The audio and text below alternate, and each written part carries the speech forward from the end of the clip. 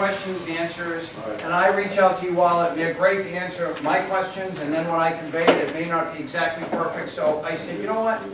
What about if we get some of our top leaders together, and then everybody can disseminate that information?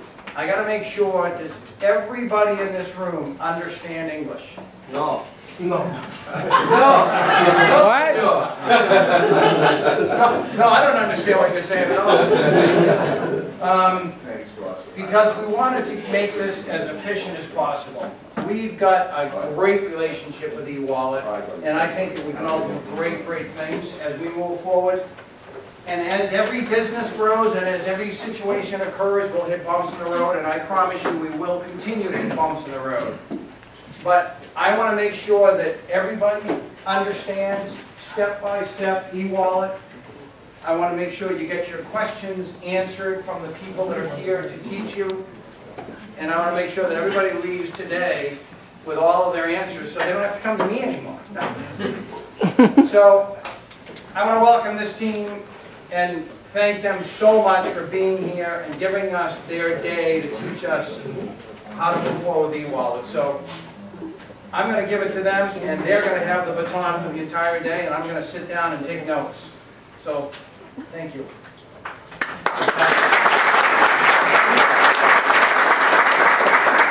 Thank you for that great introduction. Okay, first, before we get started, I just want to introduce a few of the people that work on our team. We have our CFO, she's here, Natalia Nasco. And we have a supervisor from our customer support team here, Julia. And my name is Camille. So first, what I'm going to do is get started by going over the first steps of the creation of the accounts. When an account is created, the user first gets a registration email.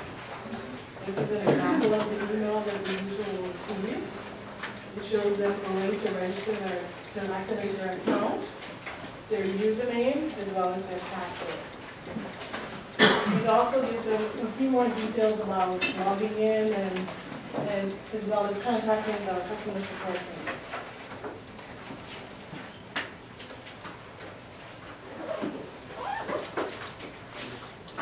So when the user clicks on the activation link, it just gives them a brief overview, letting them know, congratulations, your account is successfully activated, and to continue. And they'll be prompted to log in.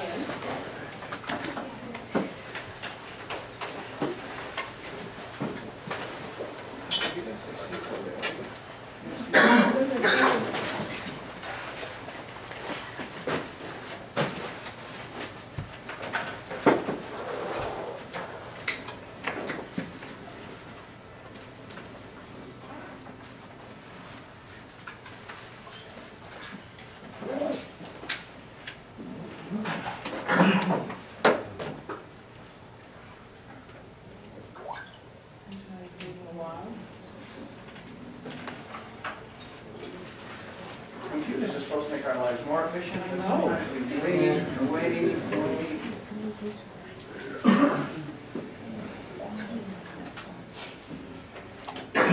How's the internet here? Is it good? Or? It seems to be good a little bit earlier.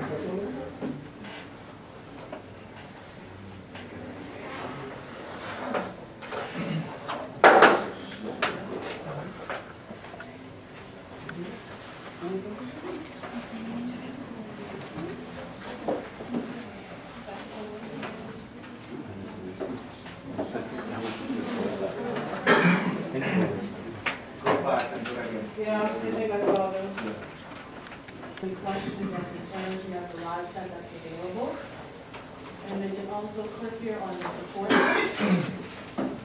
And it'll give them more details about how to contact the support team from the email address, along with the phone number to our support team. If the internet is not working, we'll office. Hello? Want to use mine? Just try it out. Okay. You guys hear me? All right, listen. Make sure that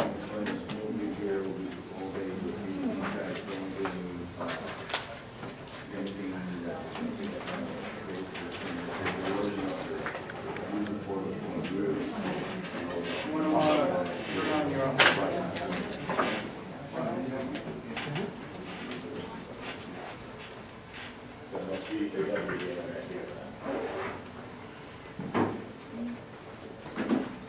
Yeah, it looks like it's not. Right, the eWallet, the portal itself, yeah. Click on, if you click on home, you might have to just log into theirs. They ask you to What's accept up? or agree. Yeah, that part, what's that?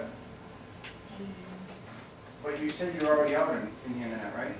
Yeah, I'm already Yeah. leading into it. So you've already accepted the agreement. It might kick her out. So Dee, you've got more than one eWallet window open? No, probably not.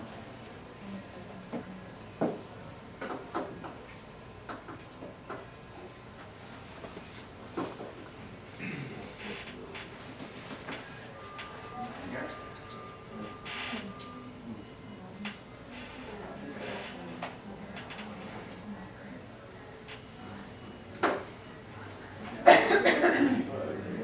There we go.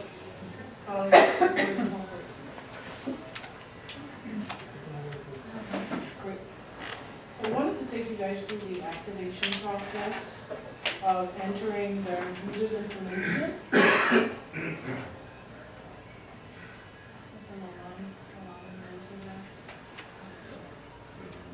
Unfortunately, for some reason, it's not allowing me to do the activation portion You guys working on something? of the account. I'm assuming it's just the internet. So I'll just move on and And it's taking that long? invoicing section. I want to touch a little bit on the KYC requirements. Each and every account that is activated will require a government-issued ID.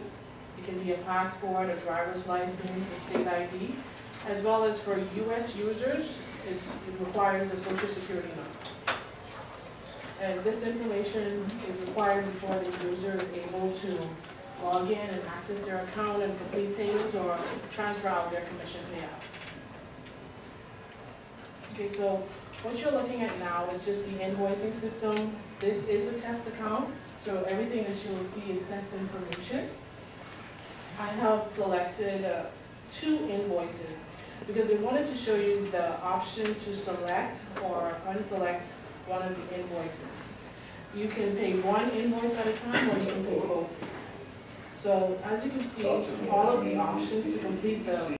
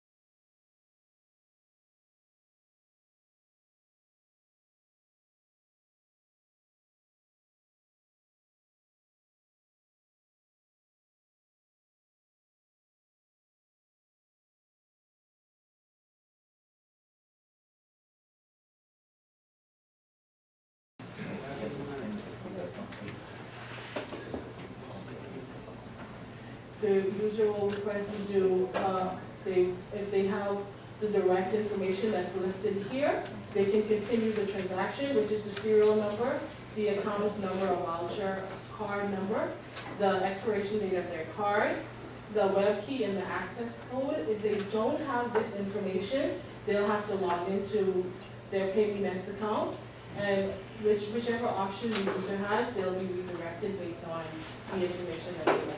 So for instance, if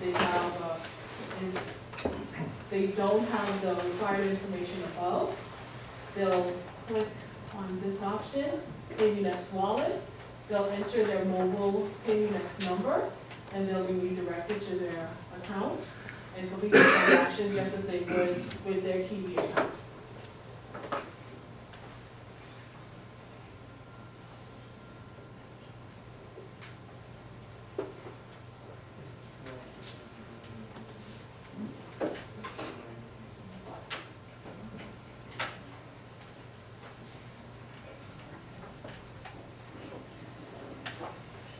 And the same goes for Alipay.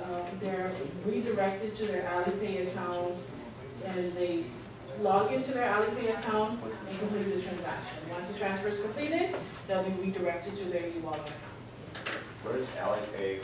Alipay is very popular for Asian countries. They're expanding, but they're popular for Asian countries. China. So with these three options, the user has already have the account with them. We don't create any accounts. If a user prefers to go with this option, they already know that, okay, I have a Kiwi account, so I can use it. Most users that select any of these options already know that they have an account with this company. They understand how to log in. You know, if there is any additional information, they'll have to contact that company directly as to how to create an account for that company and so on. Okay, before we go to the major card, credit cards, credit debit cards, we're going to go over the forwarding option. And the forwarding option, I know this is definitely popular for those individuals that are underbanked and they may want to transfer their invoice over to another individual that can complete the payment for them. So all they'll need is a username. Once they enter the username here, they click on continue. The receiving user will receive an email notification letting them know that an invoice, a forwarded invoice has been selected to their account. Please log into the account and accept the invoice. So the individual that receives the forwarded invoice, they must accept that invoice in order to complete the payment. If the invoice is not accepted, they won't see any options to complete the transaction. Now remember, if there is anything that is not completed in the eWallet account, there's always a weekly reminder as to what is going on. If you have a forwarded invoice that is not completed, you'll receive a weekly reminder. If you selected a bank transaction or a wire transfer, it's not completed or it's not in the process, you will receive a weekly reminder as to what's going on. Please use these directions on how to complete the transaction. So we're going to go to the credit debit card option. Julia, you want to go over the credit debit card option? Yeah, sure.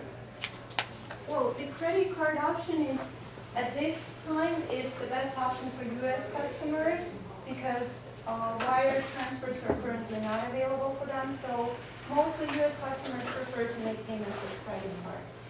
Here, unfortunately, we have a limit of how much the processor can accept daily. The limit is $1.5 million. For 1.5. How much? 1.5 million. 1.5 million. How many can transfer? On a daily basis? But that's for the entire process. For the entire process. Wow. Sorry? It's 11 minutes to be exact. Yeah. 12. 1.5 years up. Yes. So- So once the limit is reached, Huh? the processor will Invoice take is any only more 1 hour. Must be the first time. The first hour. So, one second.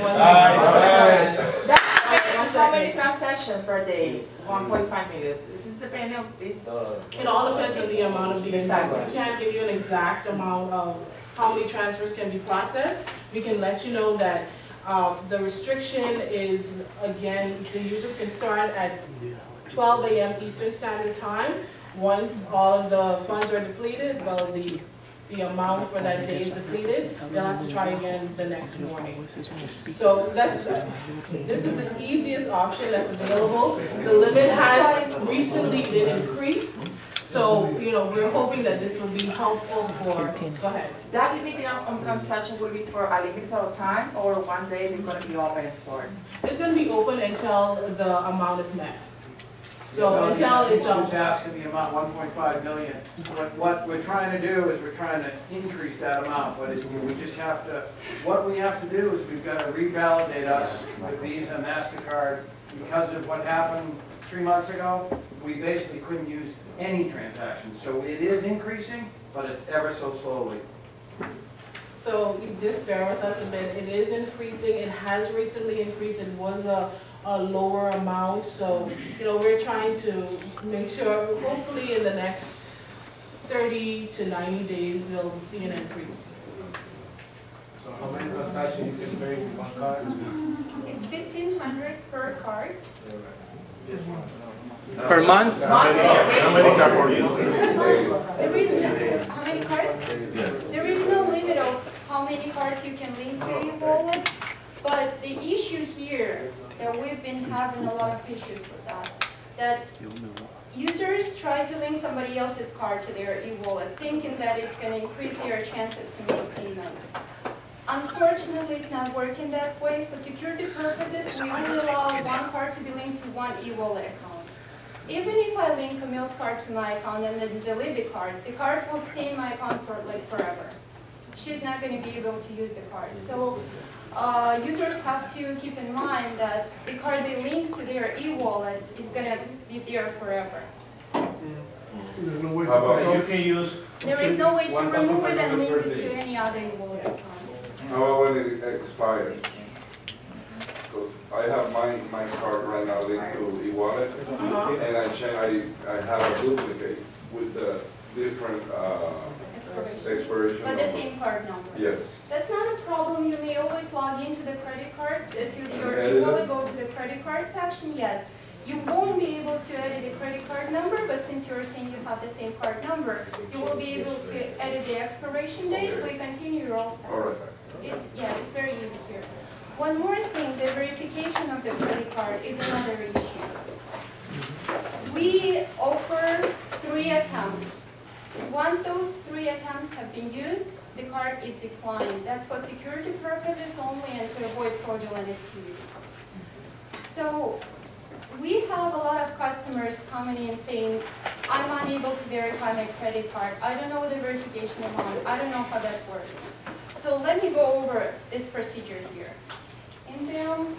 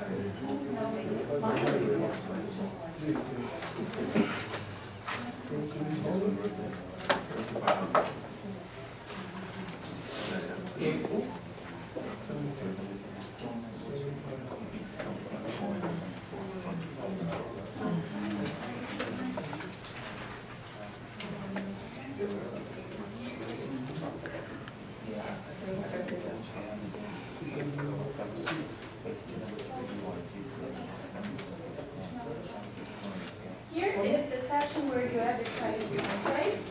Once you have the credit card number, it's blocked. You cannot add the credit card number. However, the expiration date, the first name, you can change those. You can also change the address.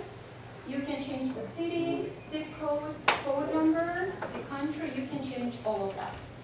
Last name, you cannot change that. That allows us to have the cards linked to their eWallet that does belong to the customer, not anybody else's cards. So you may link a card that belongs to your family member if you have the same last name, but you may not link the card that belongs to a totally different person.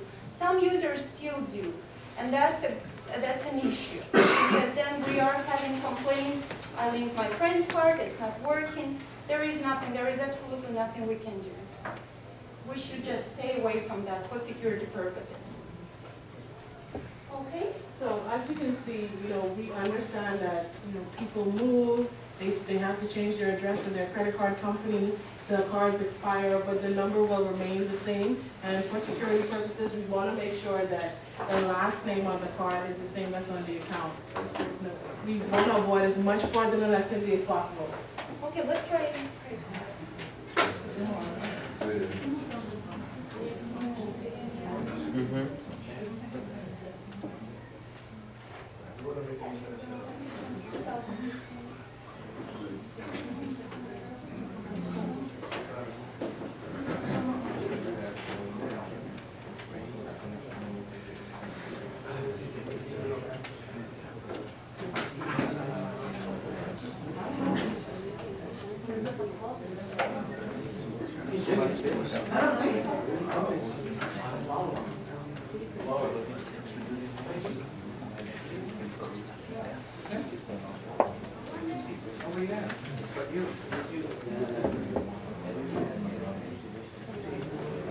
Start with the. Do you recommend to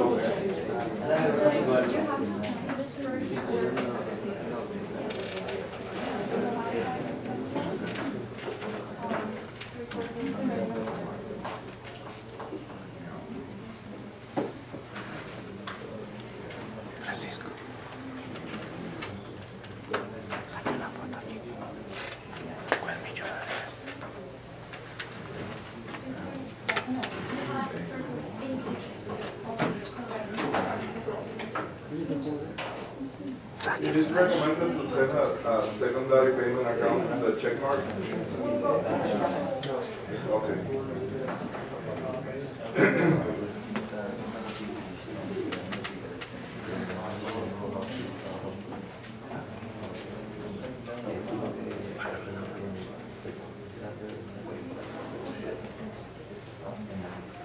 The secondary payment account, this is currently not available for Telexfree. We have this option for other companies.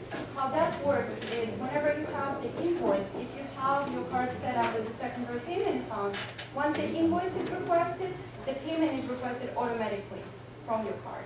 But due to those limits that we currently have, this option is there. So we don't check it.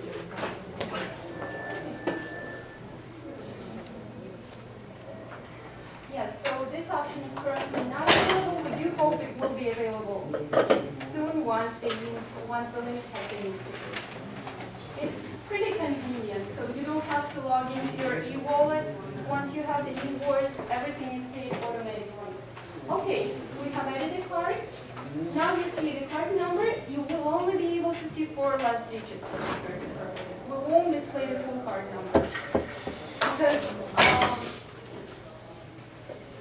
in case, God forbid, someone has access to your account, we don't want them to have access to your card number. Yeah, so we only display the 4 last digits. We have the limits over here. The card is not currently verified. So we may click here to verify. That's the requirement for Telexfree customers, to have the card verified.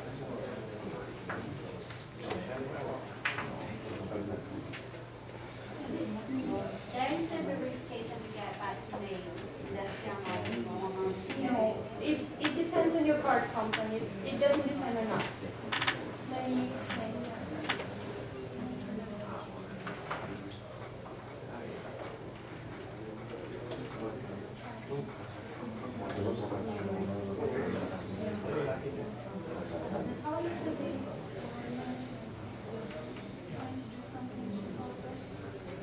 We have some hotspots here that may be faster, 4G hotspots, maybe.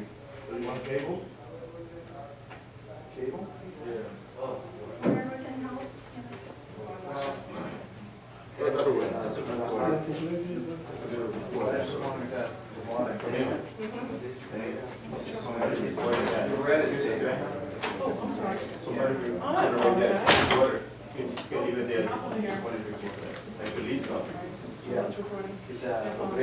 Oh, wonderful. Now, we have 4 steps of the card verification. First, you have to have your driver's license or passport on file. So it's the verification of your identity. The step that each user has to go through in order to proceed using the eWallet. I want you to know that we don't take expired IDs. I don't know if we have people from Portugal here. We might have some. But this is the country we're having most issues with. And They Dominican keep Republic. sending- Dominican Republic also. As well, yes, as well. So we do apologize, we cannot take any expired IDs. I think that's understandable, right? Especially for Dominican Republic, people come and say, okay guys, it doesn't work like that in my country. It works differently. I don't have to renew my ID. I don't know if that's true or not, but people keep saying that. We do apologize, we cannot take those. So we hope you understand. We cannot take those. Okay, then we have to have the card image. We don't need the back of the card. It's a security issue. You have the CVV2 code in the back. We don't need that. So we do have users complaining like, you guys are taking all my information and I don't feel safe. No, we're not taking the back of the card. We don't need that for verification. We only need the front so we can match up the card numbers, so we can see that everything is correct. The expiration date is there, the card number is there. Because if something is off, then the verification won't go through. It will just fail.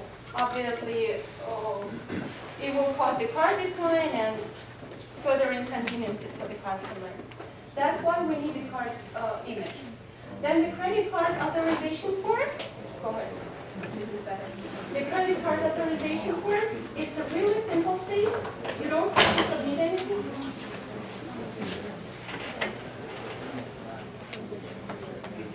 Okay, you don't have to submit anything, you don't have to upload anything. All you do is just agree to this statement about, I authorize Telexfree to charge my credit card, which is understandable. We do it every time when we make payments with a credit card, when we purchase something with a credit card. And you would need to enter your transaction PIN. The transaction PIN is very important for us because this is the credential that only the customer should know. Even us, we cannot see the PIN number. Customer support representatives cannot see the PIN number. So whenever you come, let's say to the live chat, or you call us, guys, what is my PIN number? We don't know. We can only help you to reset it, but you're still going to be the only person who knows it. So that's another layer of security for us. You provide your PIN number, you click continue, you've done with it. What do you call this now? Jodo? Okay, what's the PIN number there?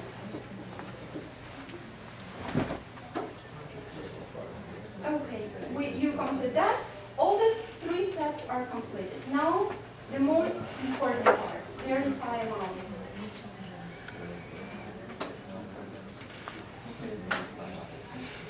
Okay, there, when you're gonna need the CVV2 code. Again, we don't need it, we don't see it, it's just the one time when you put it in, that's it. You put in the CVV2 code, you click confirm, the system automatically charges a small amount in between 10 cents and $2. Your card is charged. What you're supposed to do, you're supposed to either check it on your credit card statement, or you may need to contact your card company or your bank to obtain the small verification amount. When you know the verification amount, we are on the safe side. We know that you're the card holder who has access to the card statements. That's the only way you can get the small verification amount. So that's the most important step. That's the most important layer of security for us here. Once you get the small verification amount, you get back to the credit card section and you put it in. You enter the verification amount. If you know it, if it matches, you're all set. The card has been verified. Lately, we've been having issues like the user may be a few cents off. Like we see like 55 cents, you may see 56 cents. As long as everything else is completed, all other steps are good, we can help you with that. We can verify the card for you, as long as everything else is good. In this case, we would prefer for you to submit us with the screenshot from the credit card statement where you see the charge has been made by Telexfree and the amount is 56 cents. Even if we see 55 cents on our end, we're going to help you. We're going to verify the card. But then they have to contact the customer service. Yes. If the amount is a little bit off, if something is not going through, yes. They not come to that. They don't have to come to Telexfree office to do that. They No. can go direct to No. eWallet customer service and do that. Yes, absolutely. Sometimes this verification amount don't go through to the banking account. We call the banking account, hey, what is the amount that's supposed to go through with the Telexfree account? And he said, we don't receive any amount from there. We're waiting sometime 1 week, trying to go through to this amount and never go through. What happened in this case? Well, if we see the verification as successful on our end and the user says, like, guys, I don't know the amount, I can tell you what the amount is, there is not much that we can do. Normally, what happens in such cases is when you go through your credit card statement, you may not see the verification amount, but when you call the customer support of your credit card or your bank customer support, they will be able to provide you with this amount. So the best way is to contact them personally, to contact your bank or your credit card company personally. Because some companies, they just won't post this small amount to your card statement. Because it's showing up in the system as a temporary amount.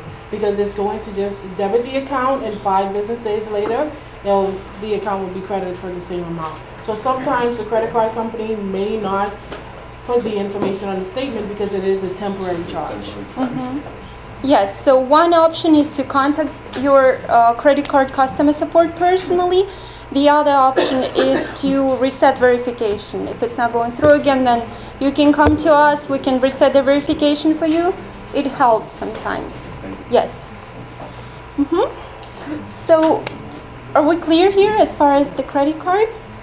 No more questions? Okay, so, yeah.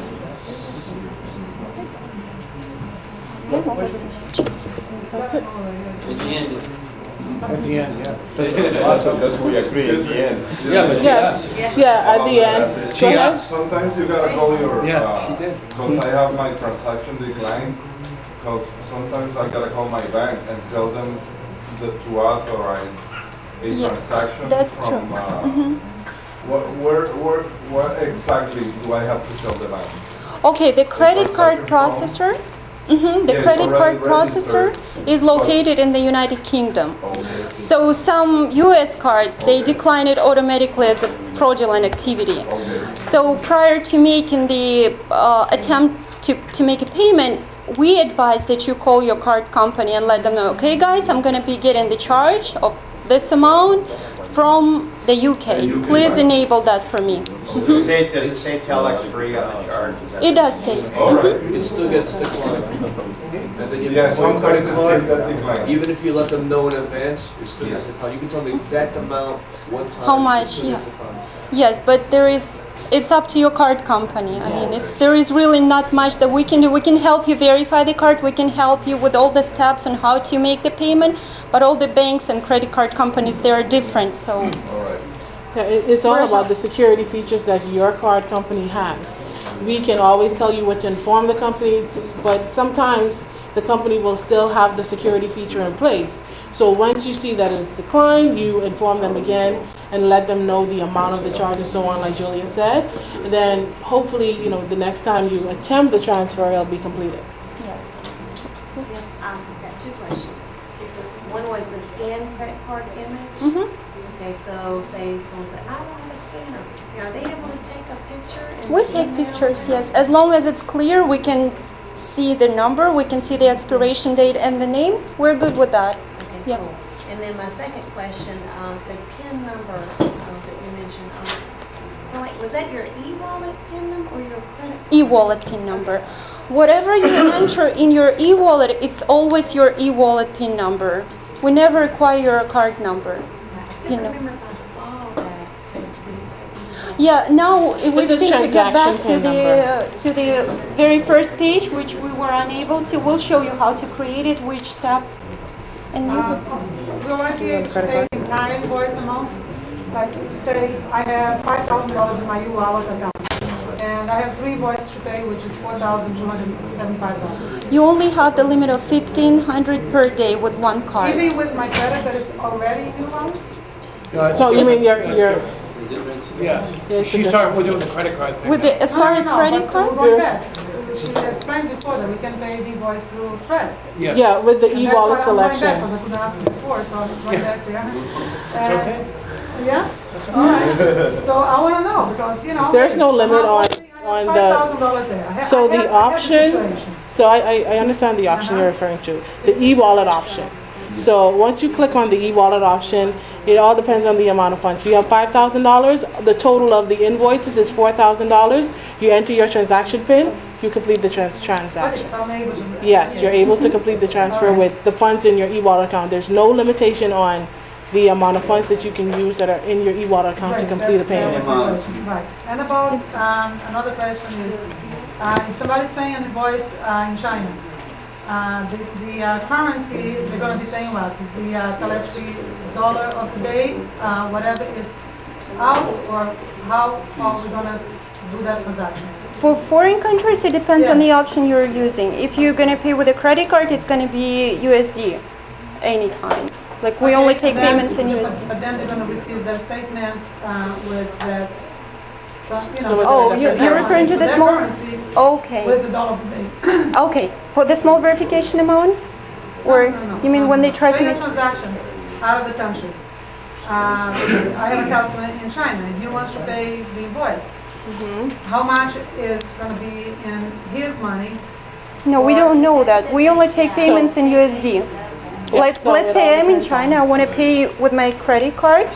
We will pull the funds in USD. So it's your responsibility as a customer to let your company, to ask your credit card company, guys, may you take payments with in USD. And about if they go to a payment center, like you said, that it's not available in the United Alipay, States, which is available for China.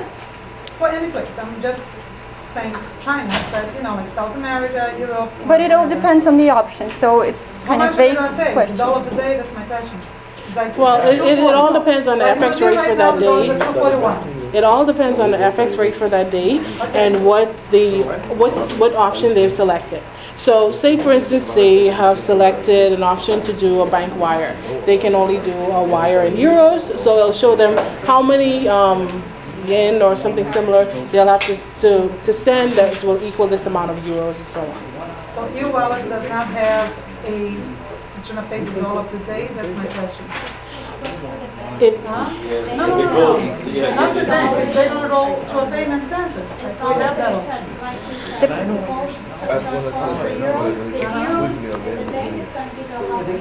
it all depends on the FX rate for that day and the country that they're transferring from. So it's not eWallet, it's what? I mean, we can't change the FX rate, it's all, it's across the board. Guys, I was talking to Steve here, Yes. and they want to do the whole process. They're gonna take like an hour more to explain how everything works. I know that all of us, we are interested in how to pay in. Let's they finish with, you know, the whole process, and then we have 6 more hours. Everybody go out here know how pay in different countries. I know, you know, that is the most important thing for all of us. But if we continue every time they're talking, asking questions, so we, you know, so let they finish to do the whole process, and then, you know, we have 6 more hours to do all of our questions. Fantastic. Right? Yeah, because I mean, it's not much more. I mean, I know the most important thing right now is the invoicing, but we're going to go over transfer options. We're going to go over my account. We're going to go over the home page. Once we go over every single thing, then we can go back to the questions. We can always show the screen again and just go over everything again. So we went through $20 the next people that make a question. $20. Good. Where's the jar? Where's the jar? No, it didn't be the last one. Okay, so again, we went over all of the options that come standard. As I said, the ACH option for US users will be coming soon. And of course, there'll be an alert on the announcement section to say that the option is available and so on. Okay, so next we're going to go to the transfer funds option. Okay, so with the transfer funds option, most of you should have, I guess, a little page back there that shows the currencies that can be transferred out of the system. So the user can add their bank account within those currencies. If they add a bank account within another currency, they would have to transfer out in euros if that bank account does not accept USD.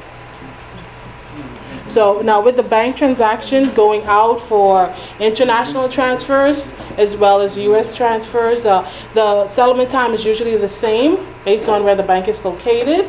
For US users, it can be between 2 to 3 business days. International, it's about 3 to 5 based on the country, of course, and how the bank settles the funds.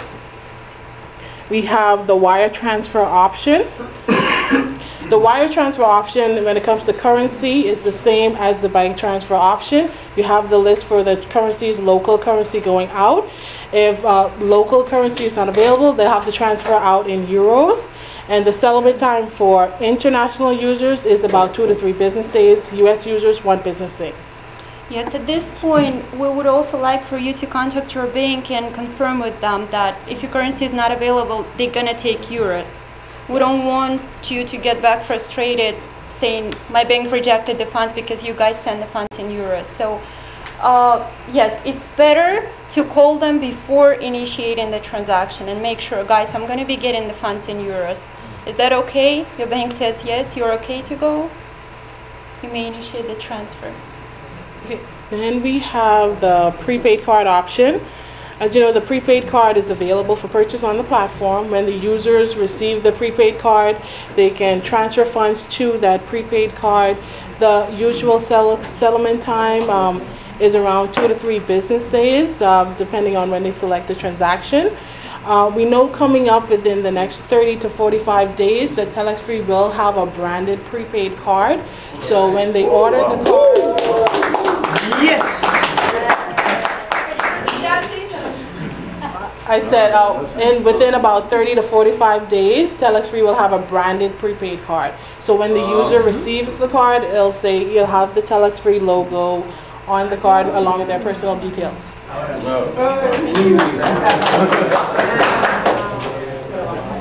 Okay. Then we have the transfer funds out to the Kiwi account.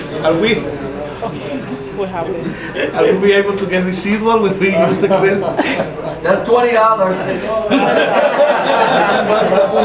I need to get a jar, so I can start collecting the money. Okay, so with the option to transfer out to Kiwi, as you know, the user will have to have a Kiwi account. They'll select the option, enter the information, and transfer the funds out. We have the request a check option. With the request a check option within the US, the user can receive regular, just standard ground mail. They have priority mail along with express mail. Priority mail is about 2 business days. Express mail will be 1 business day. Well, mailing day, I should say, instead of business day, because there's Saturdays. With international users, when they request a check, it's only express, and the usual time for them to receive that check is about 2 to 3 business days. And of course, they have ground. With the ground time for international users, it can be between 7 to 10 business days. And I'm sorry, with the express mail, it goes out internationally via DHL, and within the US, USPS. And the tracking number is available, of course, so the user can go by the tracking number to see where their checks are. Well, we're working on with the Telexfree logo, so it may be available. We're working on it. As Julia said, the tracking number is available for the users. It is emailed to them, and if they contact the customer support team, they can receive that another email or via live chat their tracking number. Then we have the option to transfer funds out to the credit debit card. Now, with this option, we advise all users not to transfer funds out to their prepaid card that is not purchased from the platform. We've noticed that any transfers going out to a prepaid card, the prepaid card company will freeze the account and the user will not receive the funds. When they receive the funds as settlement, sometimes they see it as fraudulent activity because usually with prepaid cards, you load the card at a specific location. So when a user receives funds from an outside entity, the company sees it as fraudulent activity and they freeze the account. So there's nothing that we can do at that point. We can provide the customer with a letter stating that the funds were deposited because of commission payouts, but we cannot pull the funds back when the transfer is already initiated. Yes, that's a very important point. Some customers do come to us and say, guys, please pull the funds back. My card company is not accepting the funds. They're not going to post the funds. We cannot do that by no means because our processor that we are using, it's against their policy to do so. That's why we have so many notifications. Please make sure you don't transfer funds to prepaid cards. Please make sure you contact your card company prior to transferring funds. That is not just for us to make the system more complicated. We're trying to help customers avoid unnecessary frustrations and rejections of funds. So right here before the user selects the credit card that they have added to the system, it is a notice here, please do not transfer to a prepaid card. So, you know, before, I know a lot of people may not read the different notes that we have, but it's extremely important because it gives you notices so you won't have to go through any trouble when it comes to receiving your commission payout. So, we only take Visa and MasterCard. Oh, of course. Oh, sorry about that. We have Visa and MasterCard only, no other cards. It has to have a Visa or MasterCard logo. Okay, so the prepaid card tab. So the users, they can come in and order the prepaid cards prior to them receiving commission payouts. They can use their credit debit card to purchase a prepaid card. The price for the card is here. They will just select the country that is listed here. If the country is not listed, that means that it may be restricted by the prepaid card company or MasterCard itself. So we are only able to ship cards to the countries that are listed here. The process of the credit card, it's very easy, really. You have to just provide the address, the name, like when you order any other card. And the next thing you see is once you have submitted all the details, you're going to get a notification with the full card number, the CVV2 code, and the expiration date. That's the prepaid card policy. You may use that information to start using the card prior to actually receiving the card by mail. However, we strongly advise against that because you load the money to the card, then someone gets the card into their possession, they swipe the card, they use the card as a credit card, your money is gone. So you're gonna get those details, but we advise to wait until you actually get the card by mail. And the usual shipping time when it comes to prepaid cards, within the US it's about 3 to 4 weeks, and we advise internationally it's about 3 to 5 weeks. Everything is always shipped ground mail. There's no express mail shipping for the prepaid cards. So we advise you before you contact the customer support team and let us know, oh, I have not received my card. At least wait until after 5 weeks and we can do a replacement of the card. There will be no charge to replace the card, and we'll send it out to an alternate address if you wish, or we can send it to that same address.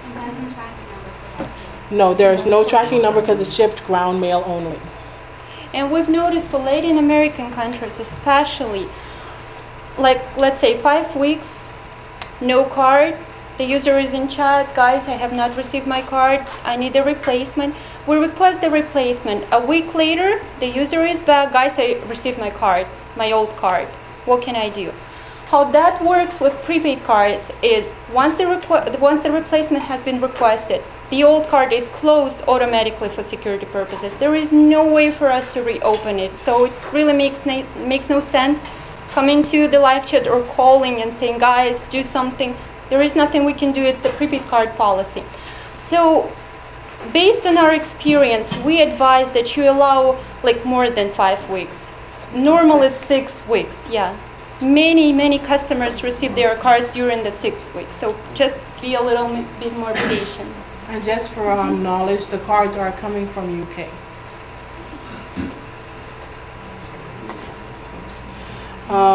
Here the users will be able to see the card features. So they'll see any limitations that are on the card when it comes to depositing funds on the card, if they're loading the card, if there's fees for ATM withdrawal, just inquiry of their balance. They'll be able to see all of the features and fees that are associated with their card within the features section under the prepaid card tab. We assist with certain things as far as prepaid cards. There are, again, but of course there are certain things that we cannot explain. So in this case, we either contact the prepaid financial services to get an answer for you, or you may also contact them. They have great support. They will answer all your questions that we cannot answer because we're not the actual credit card, prepaid card holder, not the company. And they also have support within several different languages. I'm thinking about 3, Spanish, French, Spanish English. I'm not sure if they have any other languages, but we are certain that Spanish and French they do have for support for prepaid financial services.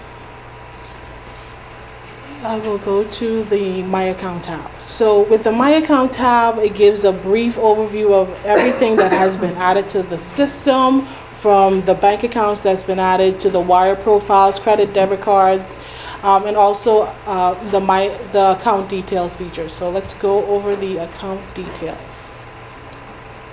So within the account details feature, it's pretty simple. The user can come to this section to, am I in someone's screen? Let's see. Apologize. Okay, so within the My Account account details section, we have the link to change their password. To change their password, they can reset it, or they can also just change their password if they have their current password, clicking on the link that's here.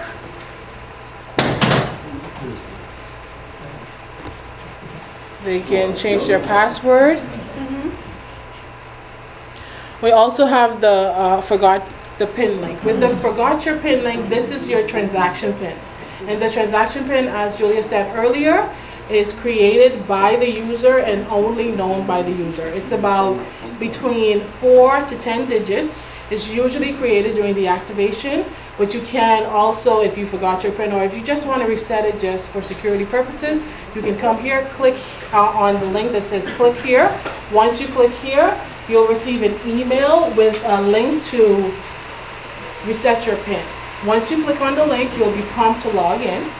When you log into your account, you enter your new transaction PIN, click continue, and you're able to start completing transactions again.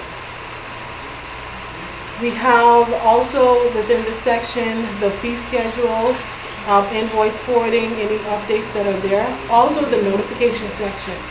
The notification section, as you see here, you can pick your preferred language. We have several different languages that the users can receive their email notification or their SMS notification in. It all depends on the user, and our support team will respond to any user if they're not sending us an email in English, if they're sending it in Russian, or if they're sending it in Portuguese, we will respond within that language that we receive the emails.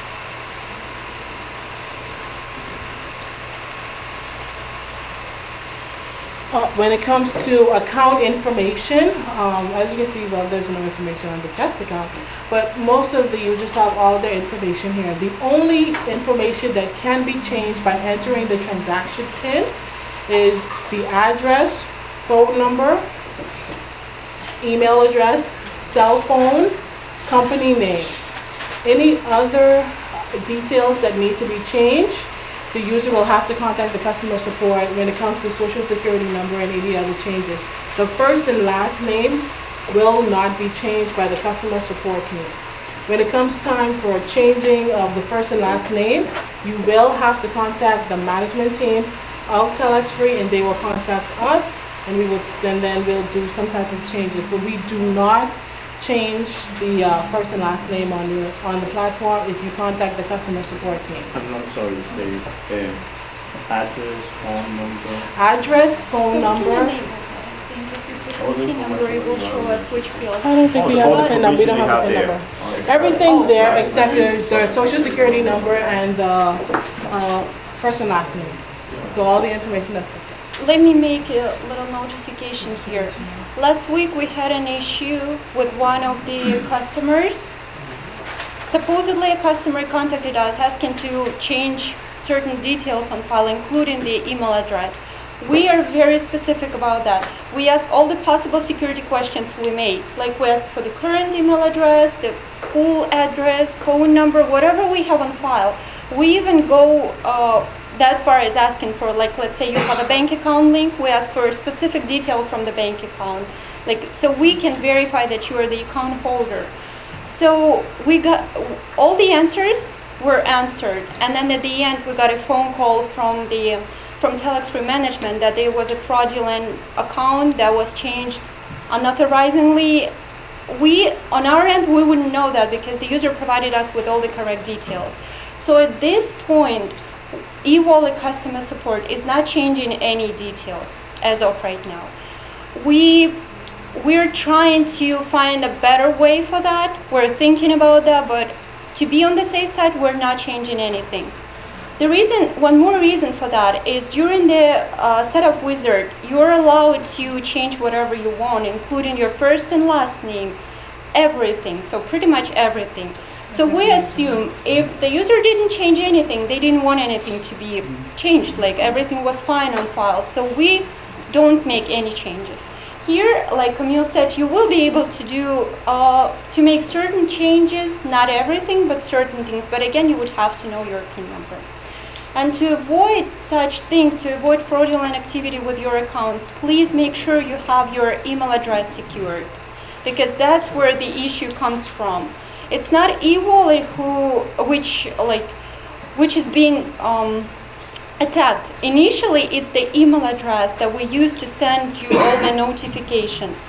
Of course, you're going to be receiving the PIN notifications to the email address, password, whatever you forgot, whatever you need to know. So first of all, you have to take care of your email security.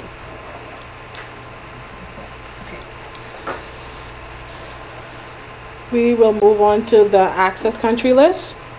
With the access country list, if you have already had a default country, for instance, US, and you're going outside of the US, you will not be able to use your eWallet account unless you add one of the country that you're going to your list. What we do is for security purposes, we read the API that you're logging on from, and if it's not within the US, we will send you over an email letting you know you're accessing the account from a country that's not listed.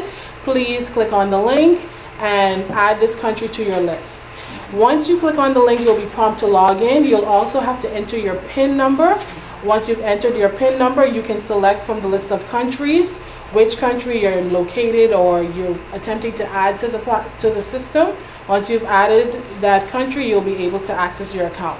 So if you know you're traveling, you're going outside of the country, before you go outside of the country, you can come to this section and add as many countries as you need to your access country list by using your transaction PIN.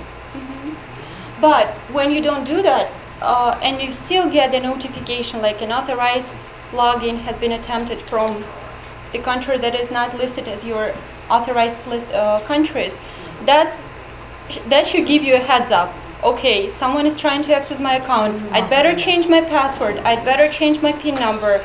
I'd better secure my email address. So that's why we have all those notifications, so you know what's going on to your account.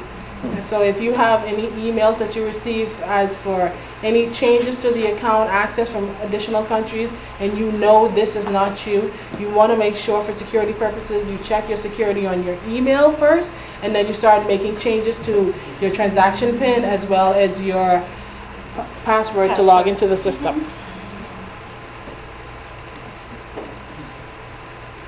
Okay, so with the bank account section, the wire profile, credit card section, all of them are the same. Any information that has been added to the system, you'll see that there.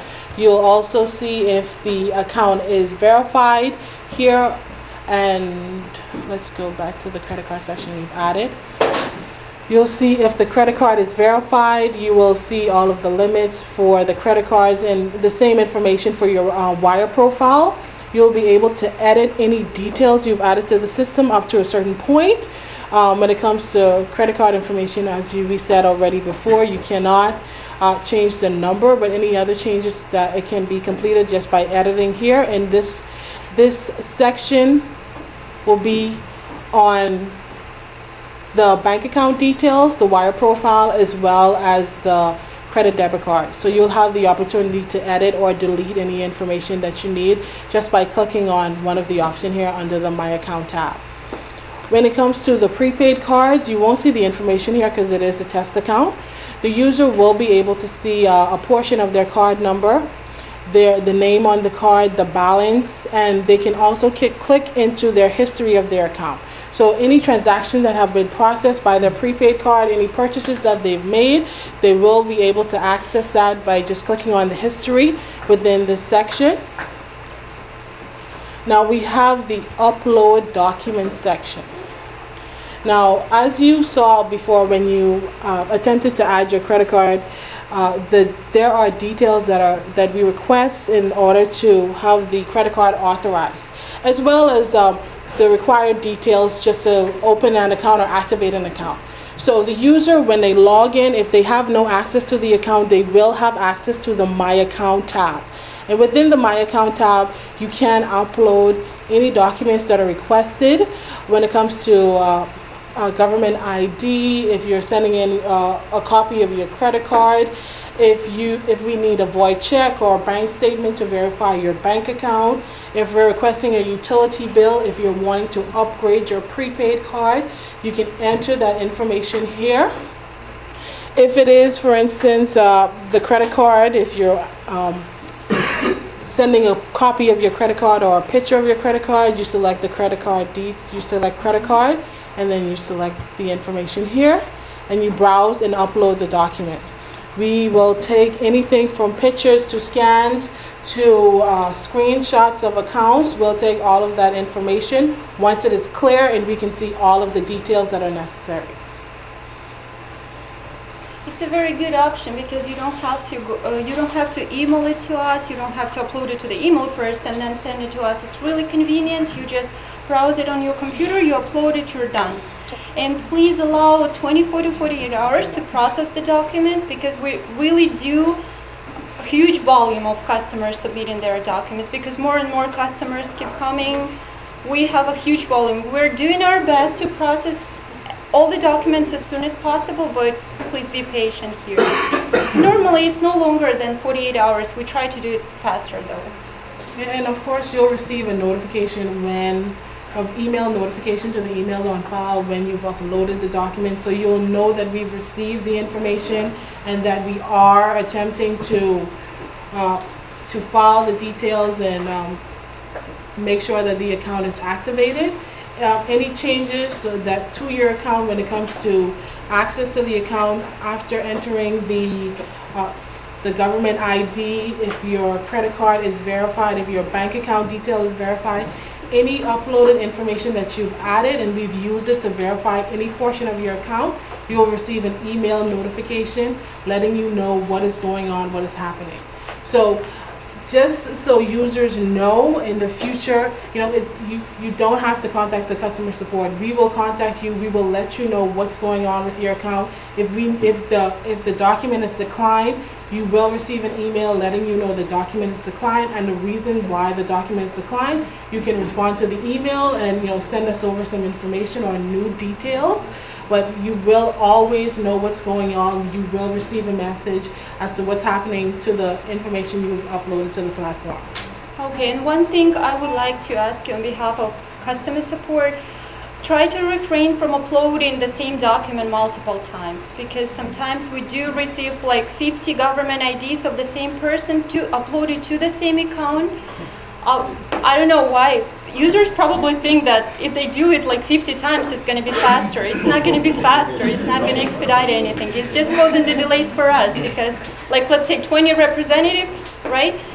They process your documents. Each one is processing your documents, not knowing that, like, let's say you're already in the system, instead of processing someone else's document, which has to be processed. So please try to refrain from that. Once you get the message that your document has been successfully uploaded, it has been successfully uploaded. Don't have any doubts about it. And also when it comes to faxing, if the information that you faxed over is very clear, we can see the username, you will know when we've uploaded that fax document onto your account. You'll receive an email notification letting you know that the file has been uploaded, that you faxed, and when that file is when we went through the file to approve it, you'll also get another email letting you know the file is approved.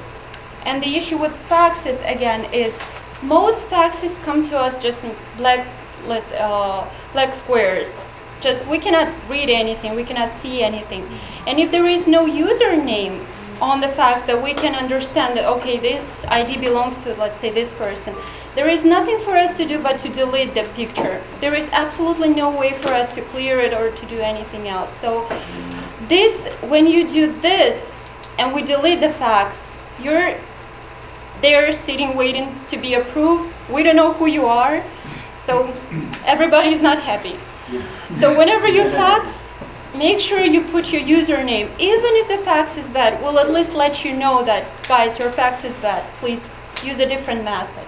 That's very important. We don't want customers to wait longer than it's required, right? But these things happen and there is nothing we can do on our end as a customer support. And it's the same processing time for faxes as is attachment, around 48 hours or 2 business days. If we can read them. So please note, if we cannot read them, you will not be notified. So we want to make sure that every document that is faxed in is visible. Is accompanied with the username, and remember, name, if you're faxing, most likely people that are faxing, they may have a phone. So you can always, snap a picture of the information and send it to us via email or upload it to your eWallet account. Okay. So subscriptions, transactions. Okay, so we'll go over the transaction history section. With the transaction history, it's going to tell you each and every transaction that has been processed to your account, including the fees for that transfer, the name type of the transaction, if you have deposited funds, how you've deposited the funds, what time, when did you select the transaction, and so on. So we have a few different status here. So when it comes to invoices, the invoices are going to be listed as eWallet to merchant. So right now the status is listed as pending. Pending simply means that the user has an invoice that is in their account. They have not selected an option to complete the transaction. The next status we have is processing. When the user selects the option and the transaction has begun, it is moved the status from pending to processing. After the transfer is completed, it will be moved to settled. There's also another status which is declined or voided. That means either the invoice has been deleted or declined, or the transaction has been declined. Now, there are a few transactions that are declined after a certain amount of time. So let's go over just a few of those. So with the bank transactions, because the bank transactions have to be done manually, they're usually voided after about 2 weeks, 3 weeks of us constantly sending email reminders letting the user know that this transfer is not completed, please go into your bank, the transfer is voided. Because we want to make sure that the user knows what's going on. They get the email letting them know this transfer is voided because of inactivity. And this is the same for a wire transfer that is selected. Now, if you have a user that is selecting a cash deposit option, which is PaySafe card, if that transfer is not completed within 72 hours, that will also be voided. With cash transactions, we want to make sure that is completed as fast as possible so we can get that notification and post the funds to the account so the user will receive a notice. Keep in mind, if the transfer is attached to an invoice, for instance, if the user select bank transaction to complete an invoice and that bank transfer is completed, the user will get a notification in their account in the checkout section that they can go in and select another option. So the invoice will still be there, it's just that that transaction will be voided. Okay, and also within the transaction history section, it can be filtered out by date and accounts. For instance, if you've transferred funds to your bank account or credit debit card, you can see all of those transactions. And this can also be exported to Excel or CSV file. So we have here the invoice history. The invoice history, while it's loading, I'll just get started. It simply shows all of the invoices to date that have been sent to the account. Even if they have been voided, if they have been canceled, it will show the invoice. It'll show the status of the invoice, if it's pending, if it is completed. If it is completed, it will also show how the invoice was completed. For instance, if the user has forwarded the invoice to another person, it will say this invoice was completed by user A, and so on. So it's taking a little while to get to the invoicing session. It doesn't say it's waived, it's just okay. showing what the icon is. And as far as the invoice history and the transaction history, we do have customers asking us to clear the transaction history. I want to start from the scratch, remove everything. No, we don't do that. Whatever happened in your eWallet account, it cannot be removed. Yes. Yes, because that helps you to trace everything. We cannot just clear everything. This is all I have to say about the invoicing section, but at least I would like for you to see it. Yeah. Can you try clicking something else? Okay, I'll try something else to wire request. Here we go. I guess it didn't want us to see the invoicing section. That is very weird. It's just the invoice. It's not coming up on mine either. No? No? Just this particular one? Something wrong with that tab. We need to talk to our Yeah. guys. Okay, about we'll have to that. talk to the guys about that. Okay, so the wire request, just as all of the history that's already been generated in the system, you'll see any deposits that have been made via wire along with any withdrawals, because everything must be done by the wire profile that has been added to the system. You can add as many wire profiles as you wish, but it will show here any requests that are going in and out of the platform. Okay, transaction limits. So transaction limits. So the transaction limits section will tell you, based on the type of transfer that you're depositing and transferring out, what are the limits. So right now, the US bank transaction, as we know, the option is only available for outgoing transaction. The max for that transfer is set at $10,000 per transaction. There is no limit to the amount of transfers that can be processed within 1 day, but these are the limits based on per transaction. Now for international transfers, the minimum transfer in is set at $75. The reason for this is because of conversion rates and so on. So we don't want an individual sending in a smaller amount and then you have funds being converted and the user receives nothing in their account. So we want to make sure that we start at a certain point. So if there is, you know, if there are funds lost during the conversion of the currencies, at least the user receives some type of funding in their account.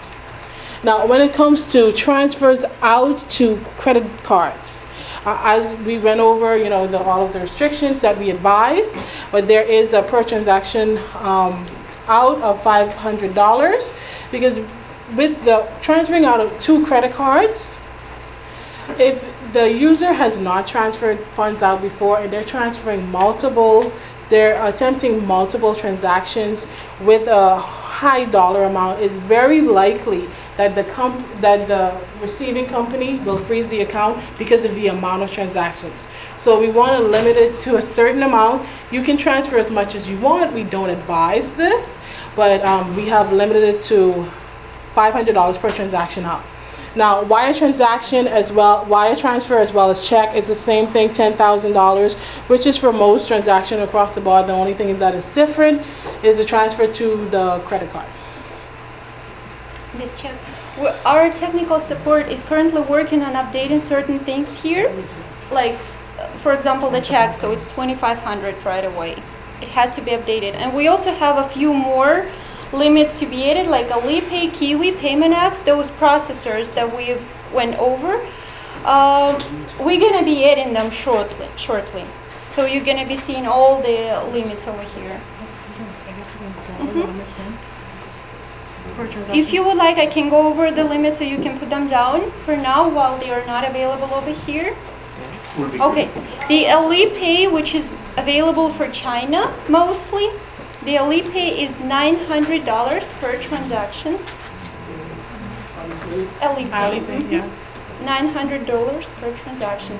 The Kiwi is $450 per transaction. Again, Kiwi is mostly used by people from Russia, by users from Russia. PaymentX is how much the Kiwi? $450. The PaymentX option is not available for deposits, but it's available at the checkout, and there are no limits there. No limits. Which one was that one? PaymentX? No, when it transfers out. No, it's completion of it's payments. just for, yeah, it's just to complete the payment. Oh, just for payment. So if you have an account with PaymentX and if you have a pending invoice, like let's say $14.25, you can pay it in full. PaymentX. And Kiwi, those are limits in and out.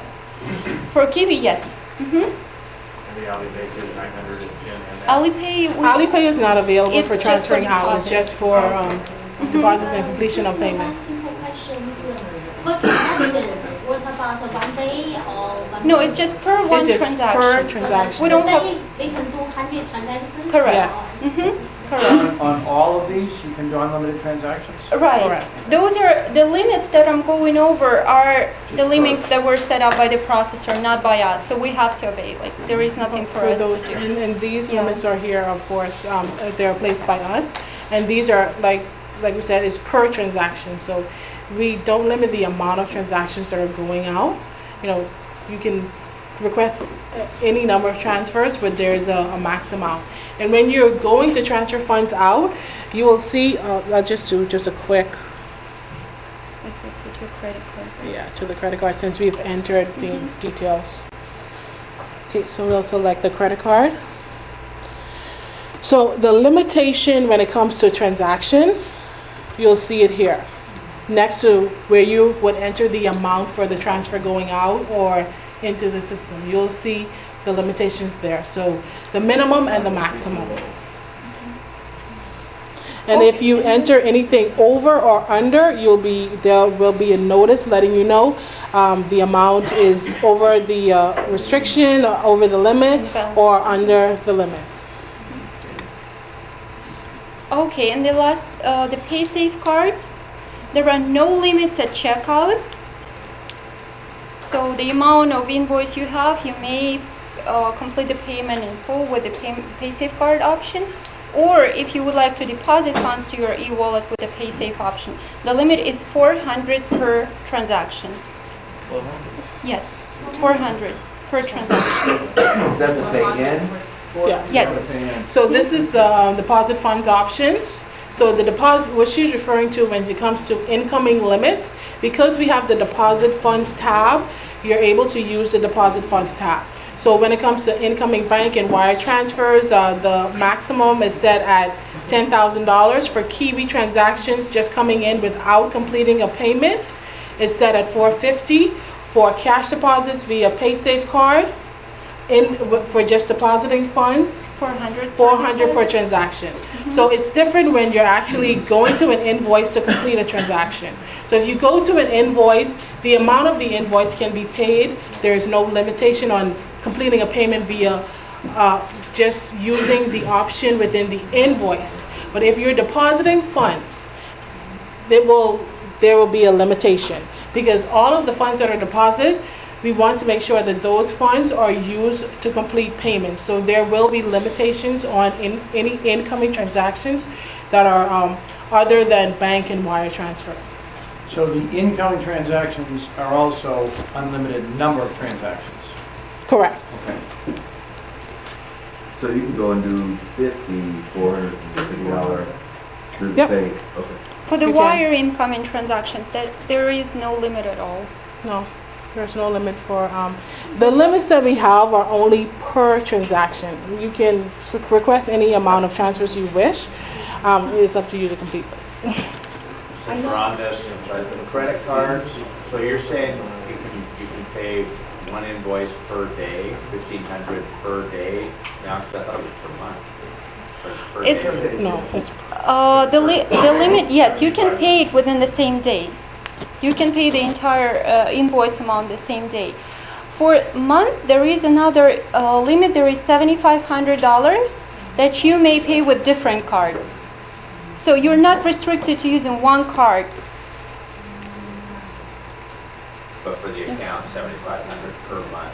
Per month with multiple cards. So all credit card transactions, for completion of payment, the maximum amount, no matter how many cards you use, is going to be $7,500. But if I have one card in there, I can pay one invoice today, I can pay another one tomorrow, and another one the next day. If it's smaller, if it's under 1,500, yeah. Is it $7,500 per card? And you cannot. No, for the total amount of cards that are on the account. So the number of transactions, it doesn't matter, but the total amount of We're funds working from a on credit it, card is increasing the limit, $7,500. but I also have a question.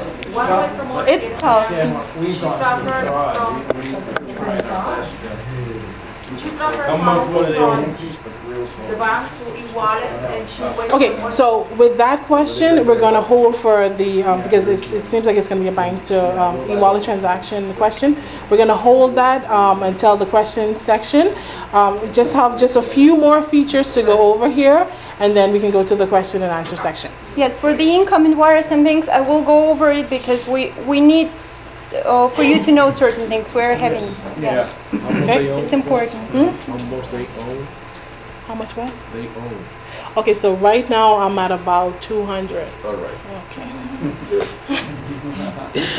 Okay, so I wanted to go over, before we start back on the bank and wire deposit funds option, I just wanted to go over just the home page along with the account information tab. So with the home page, you'll see any notifications as well as announcements about the account, about any changes that are happening, any different requirements that we're requesting. With the notification section, for instance, if you have not completed the verification of your credit card, if you have not completed the payment of a prepaid card, or if you're upgrading your prepaid card to a next level and you've not provided the documentation for that, you'll see that information within the notification section. When it comes to announcements, as I said, it's anything that's going on that you need to know about the account, any changes, when we enable ACH, when we do when the branded prepaid card is available, any announcements, you will see it here. And then you'll also see just a brief overview of the transaction history, the most recent transaction history you'll see here as well. And you'll see all of the options that are available for the invoicing, well, to complete the payments via invoice. And the quick links also gives you just most of the popular options that we have going in and out of the platform. You can use the quick links for. And we have the balance section. The balance section is broken up into two separate balances. We have the commission balance and the funding balance. As you know, we have the deposit funds option that is available. So with the deposit funds option available, what we're wanting to do, just so we can make sure that we are extremely compliant with anti-money laundering laws. We want to separate the funding transactions from those commission transfers. So any funds that have been deposited into the system will go to the funding balance. Any commission payout that has been received will go to the commission balance. When it comes time to transfer the funds out, you can transfer the funds from your commission balance out using any of the options that are available. If you want to transfer the funds from your funding balance out, it's a bit different. For international users, you only have the option to transfer funds out from the funding balance using the wire transfer option.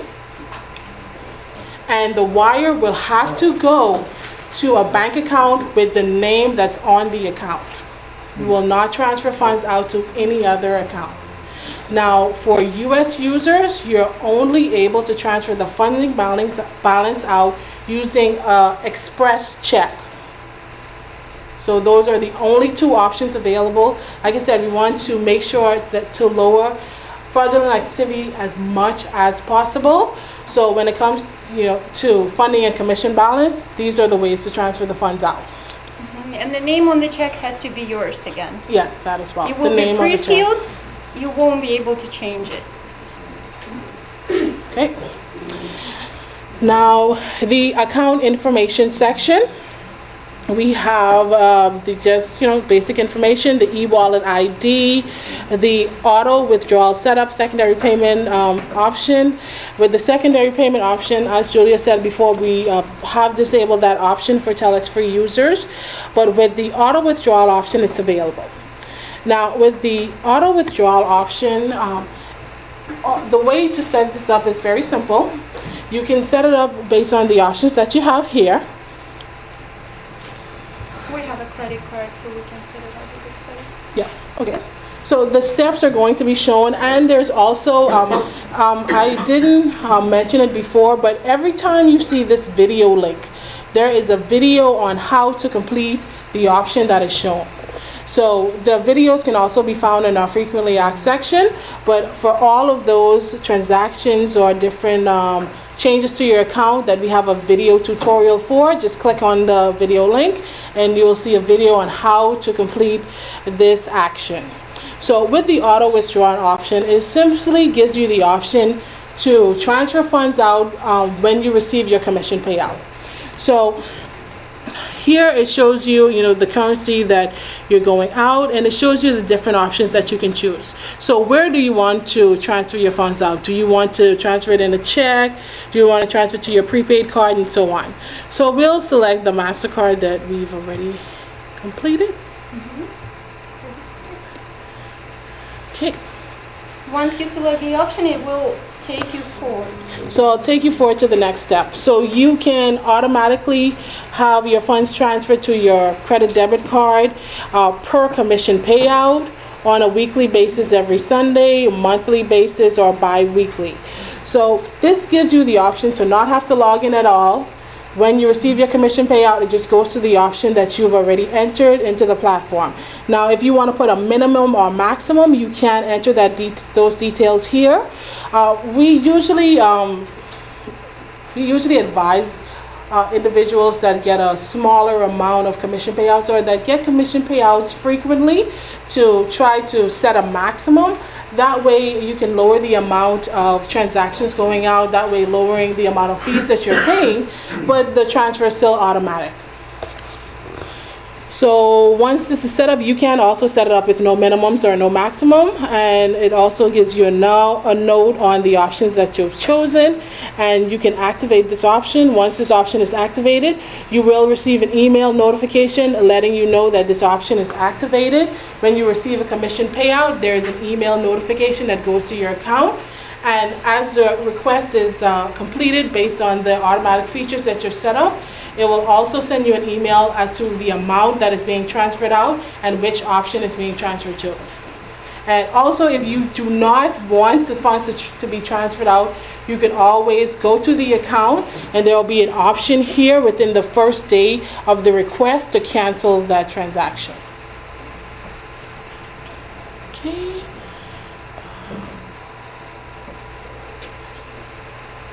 Yes. Okay, so we're going to go back over, since we went over the home page, we went over the account information.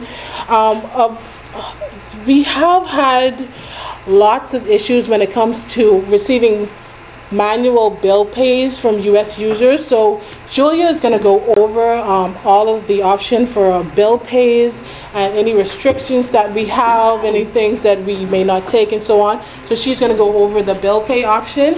And she's also going to go over those incoming transactions for bank and wire.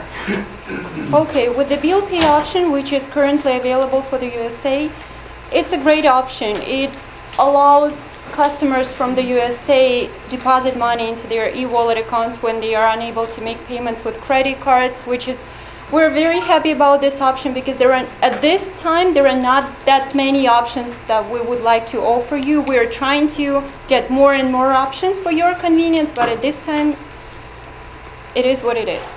So how the bill pay works, I think we can do that. If you go to deposit funds, you select the bank account. I'm pretty sure we'll take you there. Click add bank account. But if we select the United States, yeah, but it's not going to because we don't have the account details that are added. Okay, we'll put them in during the break, and then we'll. Yes. Routing number. I don't think it's going to check. It will just. I think it's going to be valid routing number. Oh, I have to put the same one, huh? Yeah, you can just put it. Just random numbers. Personal checking.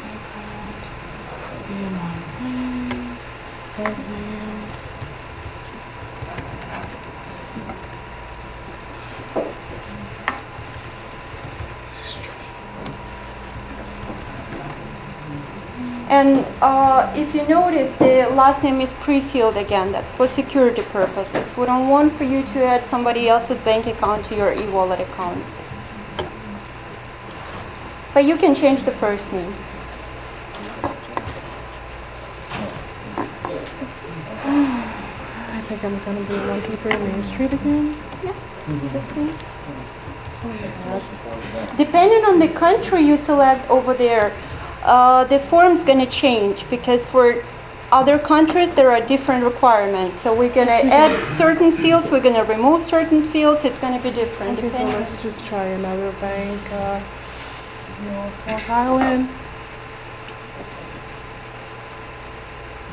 No, over there. Up there. Here we go. Here we go.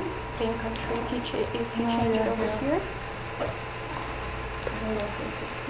Yeah. Okay. See, it added the SWIFT code. There is no routing number anymore. So it all depends on the country you select. And then here you select the currency of the account. If this currency is available, we will be happy to transfer funds in this currency. If it's not available, the system recognizes it as a currency that is not taken by our bank, then we will let you know that, sorry guys, we cannot transfer funds in this currency. Please, we will transfer funds in euro if you would like. So you can proceed or you can stop initiating the transfer. It's up to you. And it usually, just how you see here, there's an example. We have an example for most countries, especially those popular countries, as to where they can find the information that's requested on their bank statement or a void check and so on. While Camille is filling out the form, let me clarify something over here. We provide that voided check, right? So you can figure out where is the routing number, where is the account number. Bank account verification is automatic for Telexfree, which means once you link the bank account, it's ready for use. For some companies, we do check all those bank accounts. For Telexfree, it's automatic. So that's why we ask you to be very careful, and to ask all the people you're affiliated with to be very careful while entering this information. It's crucial for us because we're going to transfer funds to this bank account, and then if something is wrong, obviously the transfer is going to fail. We would have to wait a few weeks, sometimes a few months for the funds to get back to us so we can post the funds to your eWallet account. So providing the correct details here is very important. As you can see, for US users, it's going to ask, we verify the routing number. So when you put the routing number in here, it's going to verify the routing number. Don't have a routing number in my head, but it will verify the routing number so you can move forward. So at least we know that the routing number will be correct, but we can always, we're not sure if the account number entered is correct. Yeah, we cannot be sure about the account number. So I'm not going to be able to move forward. So we need the routing number for Wells Fargo. I don't know the name. Do you know?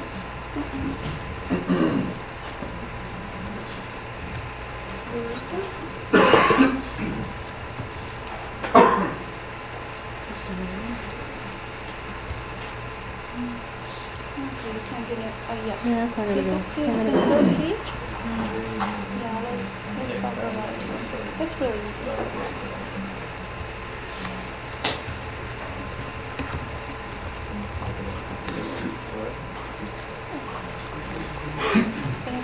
Just put in a chase one, I'll give you a chase one. Okay, cool. Chase number. 021. One second. Go ahead. 021, 4 zeros, and then 21.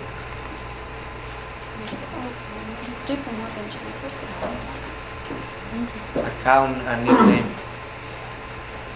Yes, sir. Account nickname is any name of your choice. You can select any name that you prefer. It's just for you if you have, let's say, if you have multiple accounts linked to your eWallet account. It's maybe a Citi account, Wells Fargo, and Chase. Whenever you get to the list of those accounts, you will easily find the one you need. If your nickname of the account is Chase, Citi, or Wells Fargo. It's just for your convenience. Okay, wonderful.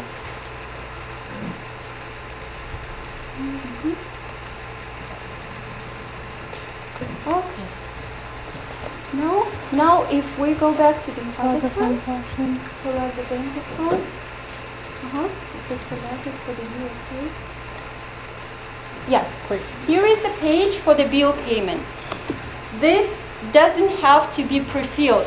Some users are trying to fill this form. It's not going to work. You cannot even, you cannot do so. You can't do anything. These are just the instructions. In order to deposit funds to your eWallet account, please follow the below steps. So we're providing you with our credentials so you can send the check to us.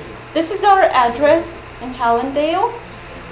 The name of the payee would be Global eWallet, and your eWallet ID would be the Z number that is on the home page in green letters, if you paid attention to that, over there in the account information. This eWallet ID is very important for us because this is how we're going to understand that this check should go to your account. So if you don't provide it, we just don't know which account should be credited. We try to contact you, email you, please provide your Z number, and of course it's taking longer. So please make sure you send the Z number with the bill payment. That's important. So what you are supposed to do, you're supposed to take these instructions, log into your online banking, select, make a bill payment, fill out the form, click continue, how that works with your bank. Click continue, your bank will set up the payment for, like, let's say tomorrow. Oh, wow. You're all set. It is taking a little long. It's taken up to 14 business days. And let me explain why. Yes, I know you're not happy about it, but you should also understand our point. First, when we just started that, we tried to settle payments as fast as possible for users' convenience. But then we realized that there are so many stop payments on checks that people do so much fraudulent activity, so we were not happy about it at all. Yes, that's the only reason why it's taking so long at this point. That's the only reason, not to just hold the money, just because we want to make sure that once we credit the account, we have the money. It's a good check. So just, just make sure you guys understand. What happens when the user selects the check, they may see on their bank account that it's pending. What that means is pending with their bank, the funds has been debited from their bank account, their bank sends us a check. When we receive the check, we then, attempt to cash this check. So we put it in the system. So at that point, we want to make sure that the funds are always available. So we're working on a system to make sure that we notify users when we receive the check and the amount of time that it'll take to settle the check. Usually it's 5 business days based on when we receive the check from the bank. We'll settle it on the account, but it all depends on when we receive the check from the bank. So it may be a delay based on mailing and so on, but when we receive it, it's about 5 business days. So we're working on a notification system as to notify users of when we receive the check, so you can see what's going on the processing of the check. Because we've had issues where users send the check, we credit the check, and then it turns out to be that it's non-sufficient funds. So when it's non-sufficient funds, anything that have been paid, we have to void it out of the system. And of course, it looks bad with our banks when it's non-sufficient funds from an account that it's a bill paid. And there are also stop payments on checks, because we have users that send the check and they assume, okay, my bank account has been debited, this should be on my eWallet account, and they contact their bank and do a stop payment. So that's why we're working on a system to notify the users we have received the check, and this is the stage of processing. It'll take 5 business days to process. So hopefully, with our technical team, that will be done within the next 2 weeks. If it is a bank check. If it's a personal check that's not No, it's a bank check or certified check. A certified check. We don't do take not those. accept We only certified take the checks. checks that come as bill payments. This is a wire transfer. This is from your bank account. And what happens when you transfer it, they send money in, but then they get a physical document. Physical check. Yeah. 2,500 per check. No limit as far as how many checks we can take per day, but it's 2,500 per check. 2,500 per check. 2,500. Yeah. 25 The per maximum. check. Correct. Yes, if we get This is very important. Okay, but 1 minute, everyone may not be able to. Let me get the go over a few restriction. more things So- over the bill payment, because there are certain other aspects that you might be interested in. So let me finish with that, and then we'll answer the questions about the bill payment. Okay, what happens if the check is bad? If we get NSF error message, not sufficient funds, or if we get a stop payment on the check? If the funds have already been credited to the eWallet, we're going to suspend the accounts that have been paid with this check. That's the only way we can do that, because it's like, you understand, right? We're going to suspend all the accounts that use those funds for payments. What should the user do if the account is suspended? Like, we have users coming in, why is my account suspended? Our customer support representatives go ahead and explain, like, you deposited the check, we got the error message, insufficient funds, so we had to pull those funds back, so we had to suspend your accounts and put your balance to negative. What should I do? Okay, we can take another check, we can take wire transfers from you, but until we get the money, we won't unsuspend the account. We need to cover that negative balance. This is causing inconvenience. So whenever you have bill payments, you have any questions about, like, you want to stop it, you changed your mind, please give us heads up. Let us know, okay guys, you should be receiving my check this Friday as per my bank. Please don't deposit the money. I don't want this money to be deposited. Then we make a note, the customer support representatives make a note, they forward this note to the accounting department. So guys, okay, I got a user who doesn't want to be credited with this money. When we get the check, our guys already know, okay, this check should not be deposited. So we're gonna send the check back to you. That's very easy. I mean, it's just a matter of communication. But if you don't call us, if you don't let us know, of course, it's gonna cause issues if you just do it with your bank. We also send any checks back that we cannot contact the user. There is no Z number, the eWallet ID number. We send the check back to the address that's listed on the account.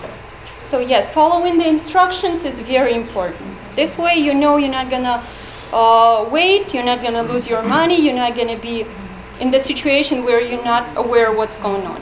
But we do notify users if the account is suspended for non-sufficient funds or stop payment of the check. We notify the users, let them know what's going on, let them know that they have to send in a wire transfer to make sure that they cover the funds that have that are negative on their account. Once that's completed, then we unsuspend the account. Is it processing one check per time per account, or I can send you multiple checks, one check every week? You can send us multiple checks. Multiple checks, max amount is $2,500 per check. Per check. Per one Per check. Per check. Per check. Unlimited number of I can checks. send you $50,000, $2,500. Correct. We will take it. But you have to pay. Unlimited, but Yes, the only yes. limit Per here is check. $2,500 per check. Yes. How much? But again, we're It's trying set, to I be think, on the at good $2. terms with our banks because they don't want. I'll have to double check. How much is it? I think it may be $2. The bank gonna charge you with your wire I know, transfer but that you're making. some Well, banks it's a bill pay. the same amount. It's a bill pay. So usually banks do not charge for bill pay. 2,500. Because you go into your online But if banking your and bank complete a doesn't bill wanna pay, send not a us- wire transfer, it's a bill pay. There's no US bank that charge for a bill pay. So it's not, so when you go to your, okay, wait, since they're all transactions. Okay, so the question was, what are the fees for your bank? 9 times out of 10, a US bank will not charge for a bill pay. You go into your online banking, there's usually a pay my bill pay section. Click on the bill pay section. It tells you different information that you add. Usually it asks you for the name of the company. Sometimes there's a drop down menu. If the company is not listed, such as ours, we are not listed, that's when you enter everything manually. This is where the information comes in. So with the payee, it's going to be globaleWallet.com, and you have our address information, and the most important thing is the account number. As you know, for instance, if you want to pay AT&T, any other company, you're going to have to put in your account number. So within the case of your eWallet account, your account number will be your eWallet ID. Starting with a Z. Starting with a Z. Hello. Okay, no problem. And I have, for example, I pay some bill with my bank account, so I cannot add that and do it just from my own, for my house, for example, wherever I am with my computer. Right, should I check insurance saying no? Yeah, no. What she's saying is you do the same thing. You have a utility bill. Same thing. Yeah, it's the You go to your same bank thing. account, you set up a Oh, it utility does bill. not mean that you have to go physically to the bank. No, this is your online account. You go to, wellsfargo.com, chase.com, whatever. And you can do unlimited transactions. Unlimited, up to $2,500 per check. Let's say that I want to make 100 transactions for 2,500 what today. I can do it. Tomorrow I can do it. Another Every day, 2,500. every day. Just realize that each and every check will be charged a fee. Yeah, the $2. Yes, okay. I think it's $1.15. Okay, we're gonna go over the fees as well. United States, they can This option is only for the USA. This option is only for the US. Everyone is for the kind of US banks. Yeah. Did we finish what you want to finish? Not everything, but Take a break? we can still take Quarter just. one. Why don't we take a break? Bless. Yeah, but everyone seems like they're antsy. Quarter of one. Yeah. I think that everybody in this room, bless you, everybody in this room all knows what was just covered, because I know you all use eWallet. I know that all of it was like, well, we've already done this. We wanted them to go through these steps. But now, why don't we take a break? Everybody take 1 hour, and then we're going to come back and get every question. I hope everybody has been writing questions down, and we're going to go through them one by one, And, you know, they'll be here for the rest of the day to get everything answered, and make sure that you leave with a pocket full of information.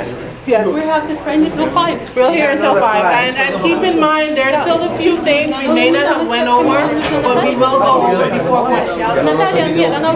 We're gonna go over now. Transaction. That's the video. You'll see it. Yeah, as soon as it's completed. But there's an extra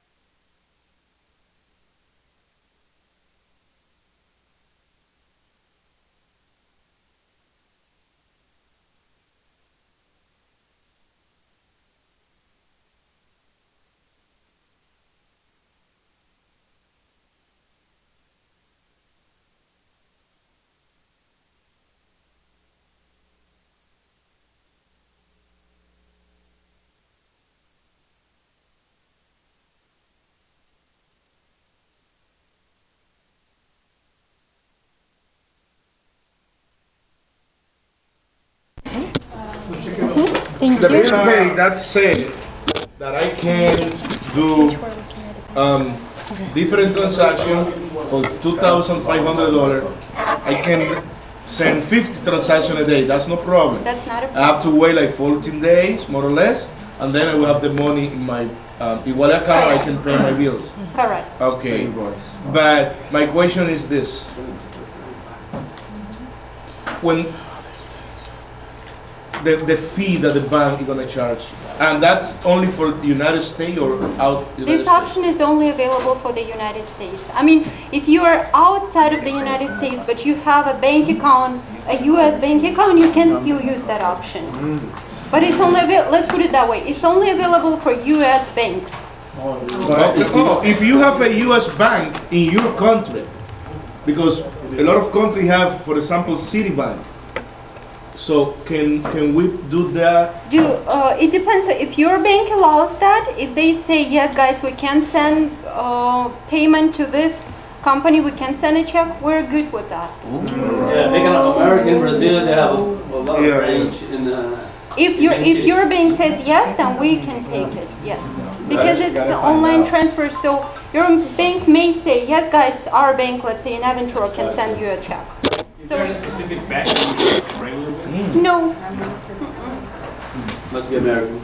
Must be American. That's And the remember, only they want a check, so always check with your bank, because banks might have an ACH feature or an actual check feature.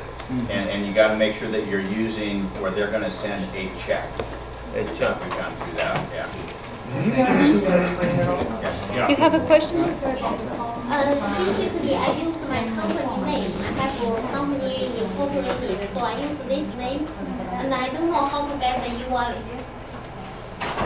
You use it. You mean whether you can check send a check with the company name? Is that your question? I just set up because the company name is Golden Arc USA Inc. The last name, first name too long, so I just couldn't set up. When I come to the eWallet, they only say Golden Inc. So my name is totally changed. And is this as well, they can't validate the account because they have a picture. Nobody has a picture ID with their company name on it. But that's why we require the first and last name. It's mandatory to have the first and last name, and we have a separate field for the company name. So we validate your account not based on the company name, but based on your first and last name and your ID. Yeah, and so that's one of the problems is they put their company name in as first and last name. Because Telexfree lets us do that. Yes, And that's once they've done that, they can't go back and make a change because you won't make a change on customer service. right. Well, what happens? To the login page, to the activation page. Okay, It's yeah. available now Okay, to so cover this question. I think Yeah, I think it's available now, right? So this is, when it comes to the activation of the account, it doesn't matter what the first and last name is within Telexfree because the first and last name can be changed when you go through the activation. Right. But as far as your system, you need to have an identity. You need to prove your We identity. need to. So that's okay. Exactly. Okay, so now it's going to be clear. So we were unable to open this page, but now it's available. We can go over it. It's going to be really clear for you. Okay, here we go. So This is the very first page you see when you click on that link that we send you via email. Yeah. So as you can see, the only thing that cannot be changed is the username. So the first name, if it's a company name within Telexfree, you can change in here to put your first and last name. Because even if you're wanting to receive your 1099 or whatever information as a company, there has to be a principal for that company. Yeah. So you put in, the first and last name. You can change it right here before you activate your account. And you can add an optional company name. There you go. Absolutely. But again, we specify you should own at least 15% of the company to consider yourself a company owner. You don't have to put Telexfree, you don't have to put anything else. It has to be your company. You need 50%. At least 15%. 15. 1-5. Yeah. 15. So the date of birth is the date of birth of the person that is in charge of that, and is going to be in charge of that account, correct? Correct. Yes. Yeah, the date of birth always has to be the person that's name is in. Yeah, the name on the account, it has to be the date of birth because this is considered a security question. You won't see this information once you log in, and we do not change this information. So you want to make sure that everything that you add here is correct, especially, with us verifying the identity. So all of the information, all of your government documentation does have your correct date of birth, so we want to make sure that it's here as well. So, if we put wiring to the eWallet, can anybody else wire to my eWallet? We'll go over it. Okay, so yeah, we'll go over it once we start talking about So let me go wires. through the activation It's a then. major issue. Yeah. I had a question. But here we. The Kiwi processing, what's the max that can be taken out? 450. Was that 450. That question was answered earlier. the one that we could go per day? Per transaction. 450, but you don't have a limit as far as transactions. No. The only limit here is per one transaction. $150 per transaction, no limit per day. Thank you. And is there a fee for each transaction? No, each transaction has the fee, so we'll go over the fee schedule with you as well. We just want to make sure that you understand the setup wizard thing. I have a question about that part right here. So let's say that we register a Telexfree account, okay? Yeah, that's right. With our company. Okay. The company has an EN number, tax ID number, which is different than the social security that the person is registered in the eWallet, right? So that field right there, which one? Yeah. You want to use the company tax ID as listed, company tax ID. This line should say social security number and then you have company tax ID. So if you have your name and the company name, you're gonna have both. Yes. The tax ID. Yeah. I agree with you. Your name has 625. I'm sorry? If you have a DBA and you pay the. If you have to do that in 3 or 4 Your name has to be there. The first and last name has to be there. And then the company name is optional. Yeah. You may Have your company, your own DBA. They can't. Oh, that's another thing we can change. So if we're using a company, You can, we should put if you're both go- numbers? Yes. Our social security and Social federal security and your EIN. So We have a limit transaction quantity of 5 in a month for credit or debit card. So it is for calendar days or for the date of the transaction. The 500 concerning a credit card is for withdrawals only. You cannot withdraw more than 500 from your e-wallet to your credit card. I have to pay. No, to pay 500 has nothing to do with invoice payments. For invoice payments, 1,500 each one. 1,500. Yeah, you have up to 7,500 per month. So it doesn't matter how many transactions you need to make to get to that total. If it's one transfer, if it's 20 transfers, the total amount limit is 7,500. But he was asking, is it a calendar month, 1st to the 31st? Or is it if I do my first transaction on the 15th, do I have till the 15th of the following month? It's a calendar month. It's a calendar It's a calendar month. Okay. In credit account, how many credit cards that I can unblock? 1, 2, 3. That you can link to your e-wallet account? There is no limit as far as how many credit cards. It has to be yours, right? Yes. But only you can make 7,500 per month. Even if you have 100 credit cards, Okay. you won't be able to use them all. You can pay other people. Total day from Monday. You can. This lady in the front row, she has a question. So, hey, On let's the open e-wallet, when we do the bill pay, the bank is issuing already a check. Why can't we do a cashier check? It's from our account, so why can't we do that? It's anti-money laundering because we have to register you in the system once you initiate that. We cannot just take money from wherever. We have to put you in the system. We have to have it officially done. In order we can have order, when people want to talk, we need to, you know, and they call, because if everybody start talking, it's going to be like crazy. Also, to make it easier as well, we'll go topic by topic instead of jumping from different topics. So when we're talking with one theme, we're going to Ask the questions on that section. Yes, that's what we're trying to do right now. Is to how we to can pay explain. invoice in Dominican Republic and Puerto Rico.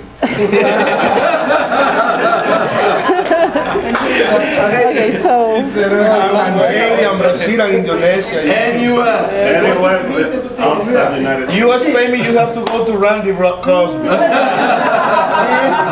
James Bond. This is a very important step. Step 4 is when you create your transaction PIN. You've been asking, where do I get my transaction PIN from? I don't know where it comes from. This is where you create it. It's a PIN of your choice. Okay.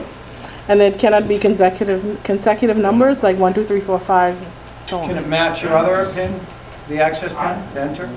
The password. You mean the password is just only numbers. That's only numbers. I forget all the time, and I started telling them, hey, don't you have an ATM card? Just use that, because do you forget what your ATM card is? And once I started 4 to 10 digits, it would be the same. Yeah, it is they started 4 to doing 10 that, they stopped forgetting, and when they did forget, I just asked them, well, what's your ATM card number? And it worked. It's That's so funny. a Since I They started forgot doing that, that. it's really helped, because Yeah. everybody forgets what it is. That's a good call. Okay, here we go. Oh, Oh, now it's going to ask me for that. That's not good. congratulations, you have successfully set up your account. Yeah, and as you know, I have to add ID. ID. No, we're going to go over the C's, but don't you want to add the bank account first? Yeah. Okay, so let's do that. Okay, now we can go over the options you made. Add a bank account. Okay. This option may not be available for all countries. It's not that we restrict those countries. Those countries are restricted by our bank. By the bank? By Yes. our bank, yes. So if you don't see your country in that list, that means it's not accepted by the bank, and you should use the wire option. Yeah, so- Wire option is available pretty much for everybody. So let's try, yeah. It's just still it's not good enough to You Canadian. want to talk about wire option? Wire? We're gonna add a bank account first. Okay. Canada Bank. We added a U.S. bank account. Now we're going to add an international bank account. Oh, okay. Bank.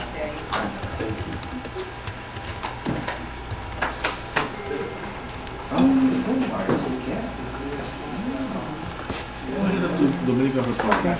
And when you add a bank, the system will automatically, if you have a company name on file, the system will automatically put the company name as a priority.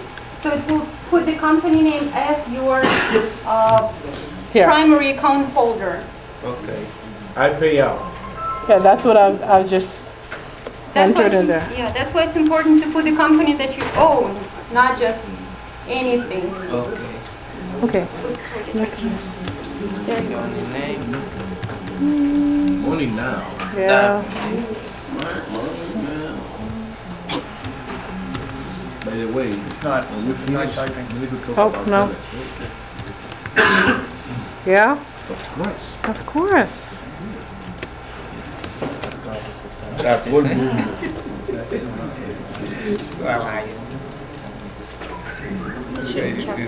No, it shouldn't. They have 5-digit numbers, so there's no, I guess.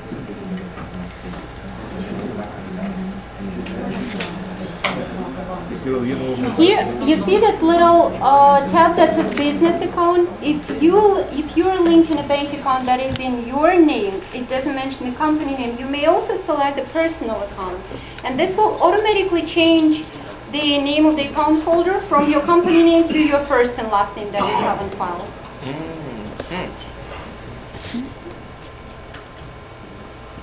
But that part be able to change it later on, like back and forth? Yes, you may update your bank account.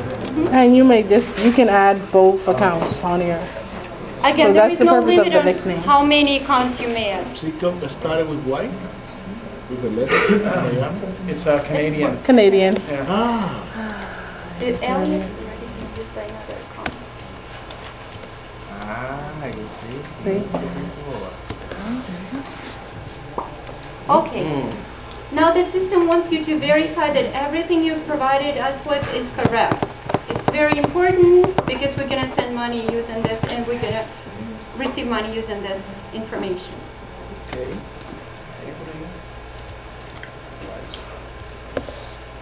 Finito. Go. Oh, now we have a bank account. Beautiful. Great. Now if we go to the checkout page.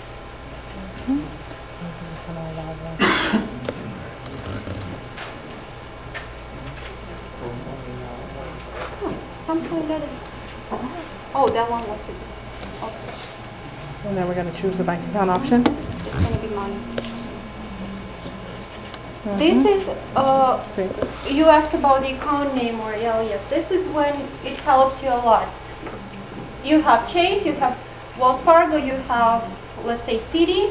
Even if you don't remember your account number, you're going to know which account you're using because it's going to have the name here. So it's easier for you. So, as you can see, we just added a Canadian bank account. And we selected bank account to eWallet. Now, with this transaction from Canada, it cannot be processed through the platform. So, as you see, the status has an X there and then a tick next to the US bank account that we added. So, there you'll know when you go to this point in the invoicing system, you'll know if you're able to use this bank account, if you have to choose the wire option based on the bank account that you've added to the platform.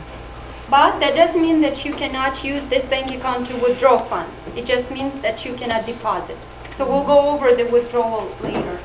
Now you see, the Canadian bank is not going to work for deposits. We're gonna go with wire.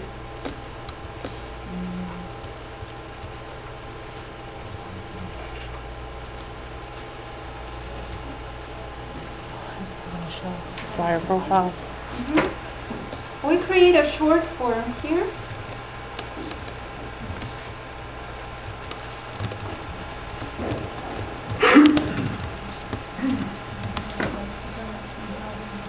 This information is very important for us because when we get your funds, we go by these details. Like let's say we get funds without the reference number, without you having followed the details properly. But you specify the bank's, the name of the bank as Bank of Canada. So we can compare what we've got to what you've specified. So we can figure out it's yours. As well as the name. When you send the funds, your name is going to be there, or the company name. So we can see, okay, this guy sent the money, we can credit their account because the names match.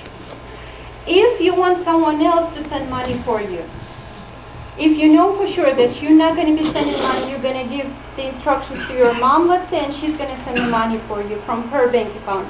We need for you to specify it over there. So we know that when we get the money, it should be for your account, but it's going to be sent by your mother.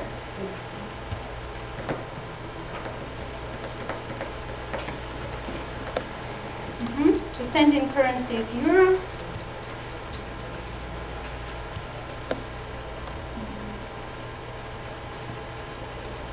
Making sure all the information is correct.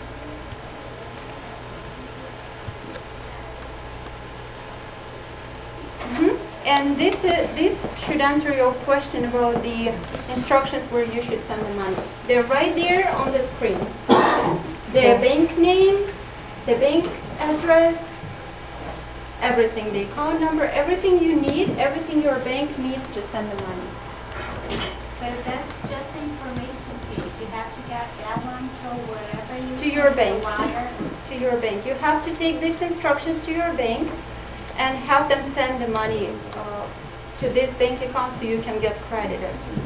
And so whatever amount you put in there, it automatically transfers the amount into euros? Correct. So I was just going to say that when, it tells you how many euros you have to deposit to equal the amount of USD for that transaction.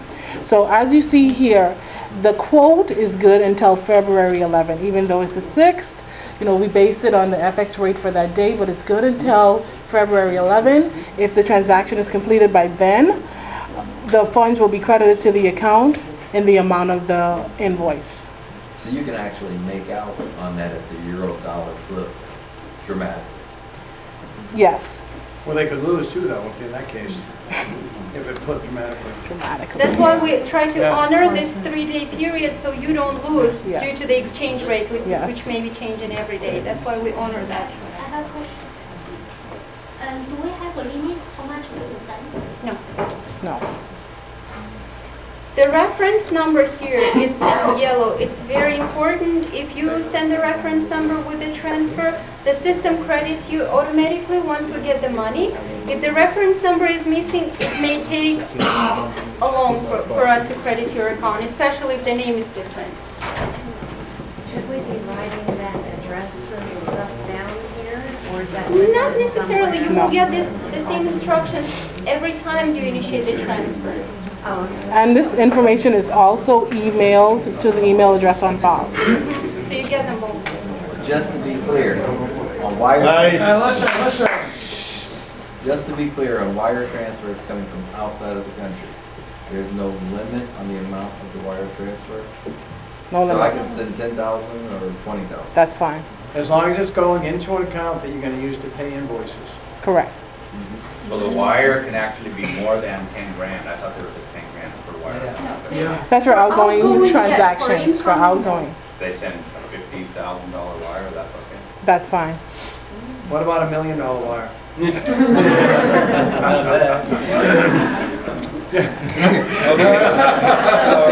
He thinks we're kidding, One thing that we know, for example, if we want to pay, let's say at Centro, in Telex, it's $339. If I wire $339, they're going to receive less money because it's euro, right? Euros.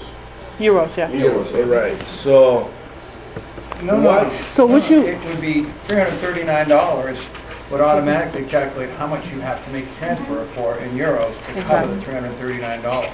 Because that 916 pounds there was based on the $1,375 invoice that she had in the beginning. So that's what it calculated out to, that they put in to cover that $1,375. okay, but when they receive that money, then you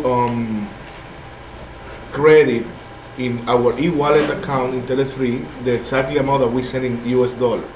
We credit the account with the amount that we receive.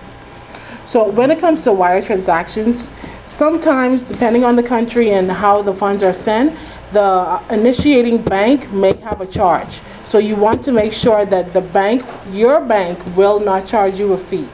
So when you're transferring the funds, say for instance, 916.70 euros. if you know that your bank has a fee of $30, you want to send more than this amount. So when your account is credited, it is credited for the total amount of the transaction.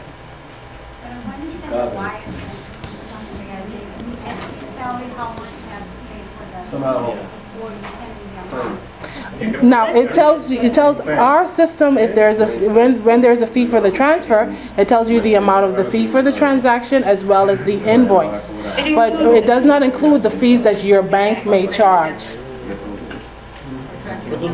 So just to be clear on that, because this piles into the other one. If I have someone from Haiti who's got an account, they wire, let's say, $20,000 to their account, and they want to pay maybe 5 or 10 different invoices for other people. The way that they do that is that the other person will go in their account and forward their invoice over to them, and then they pay. Correct. So all of the invoices will be forwarded. They will have to accept all of the invoices, and with the deposit that was made, they can use that amount using the eWallet option to complete the transaction. You remember in the very beginning, they showed us the front page, and it had a total, and it had $2 amounts. Yeah. $1 amount you can use to send to your bank to pull money out. $1 amount is money that you sent in, only can be used to pay invoices. So as long as it's in that spot and you have enough there to pay your invoices, pay whoever invoice you want. Yep. You pay mine. People wire money from the bank in the US to eWallet, and the bank for eWallet charge $500. You guys heard about something like that? It's For three US? times a $600 and then a $500 fee. The option is currently not available for the USA. It's not available at all. How much they charge in the window? Well, we have a case like that, and also in Central America, if somebody wires money No vale el from the amount. bank to the ¿Cuánto eWallet, la it cantidad? was a $500 Tú pones un millón. Santiago, See, let's finish this question. the issue, what may have happened before we disable the wire option is this user may have deposited USD, it was changed to euros, and then changed to USD to credit to their account. So that's 2 conversions. So you have to, think about the conversion rate and then the cost for changing the currency. So that's why we disable the option for US users until we're able to receive USD wires. So this may have happened with this account. We'll have to look at it further to determine exactly what happened, but this is something what may have happened to that account. Most likely, yes. Most likely that was the issue. That was the bank fee charge or eWallet charge? The bank. The bank fee. Well, the bank says It's like, it's not a charge even, it's like they lost on conversion.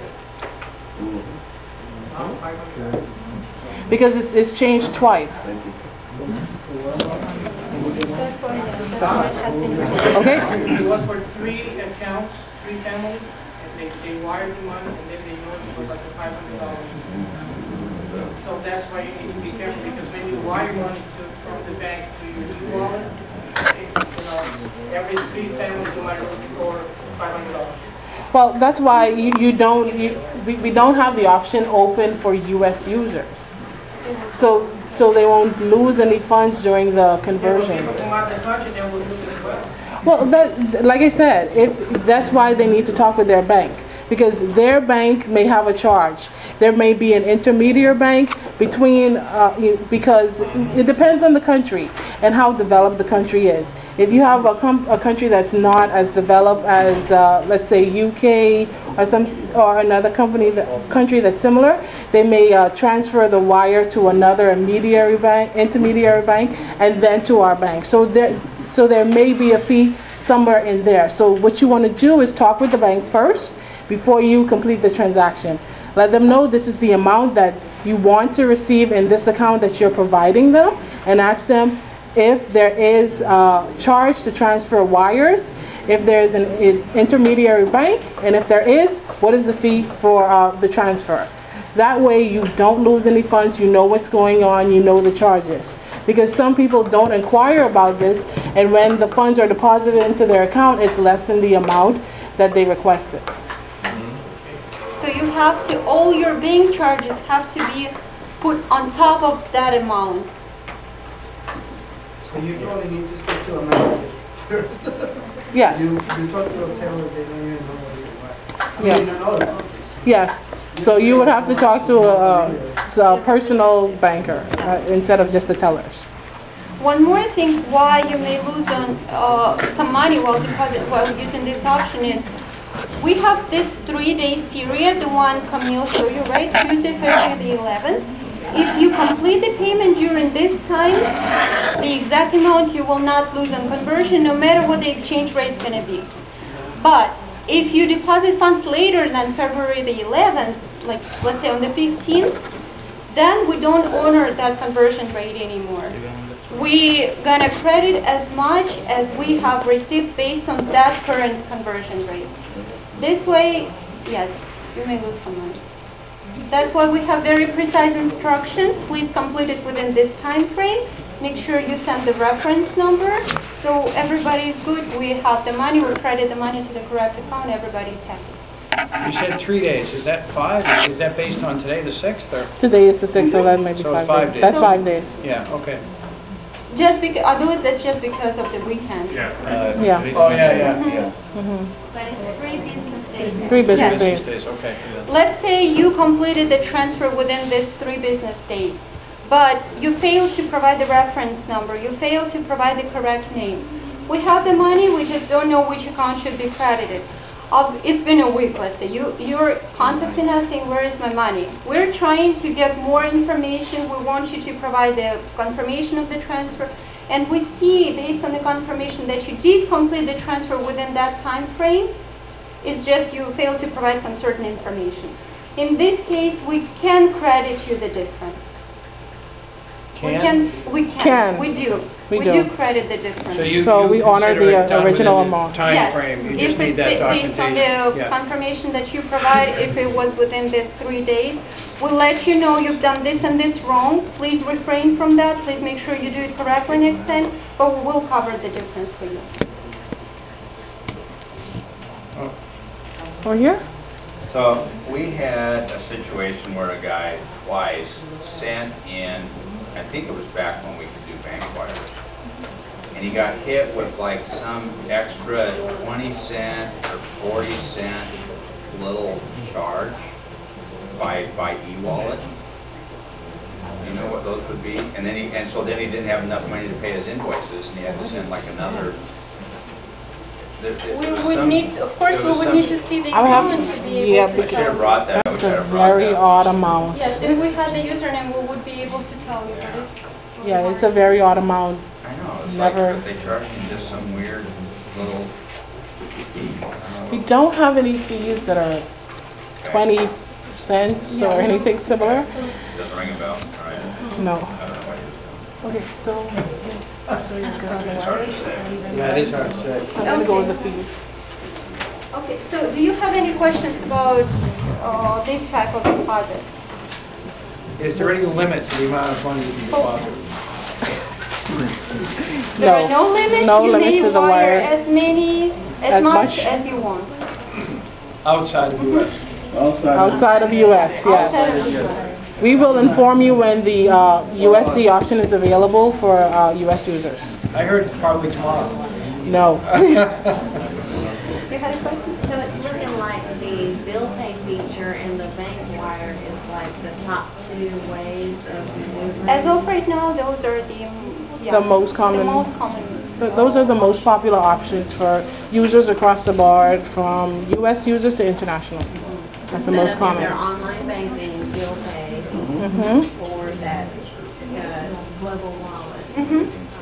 GlobalEWallet.com. eWallet. Okay. And that was $2,500 per check. And they have to have their Z-Wallet information on that bill pay feature. Okay, and then how long it took for that to be processed there, if I do a bill pay? Was For it the 10 bill to pay, it's 14? up to 14 days. Okay. And then per day, how much, and then per month? No limit on the amount of bill pay checks that we receive. It's just a limit on the actual amount of that check. But the amount of checks, there is no limit.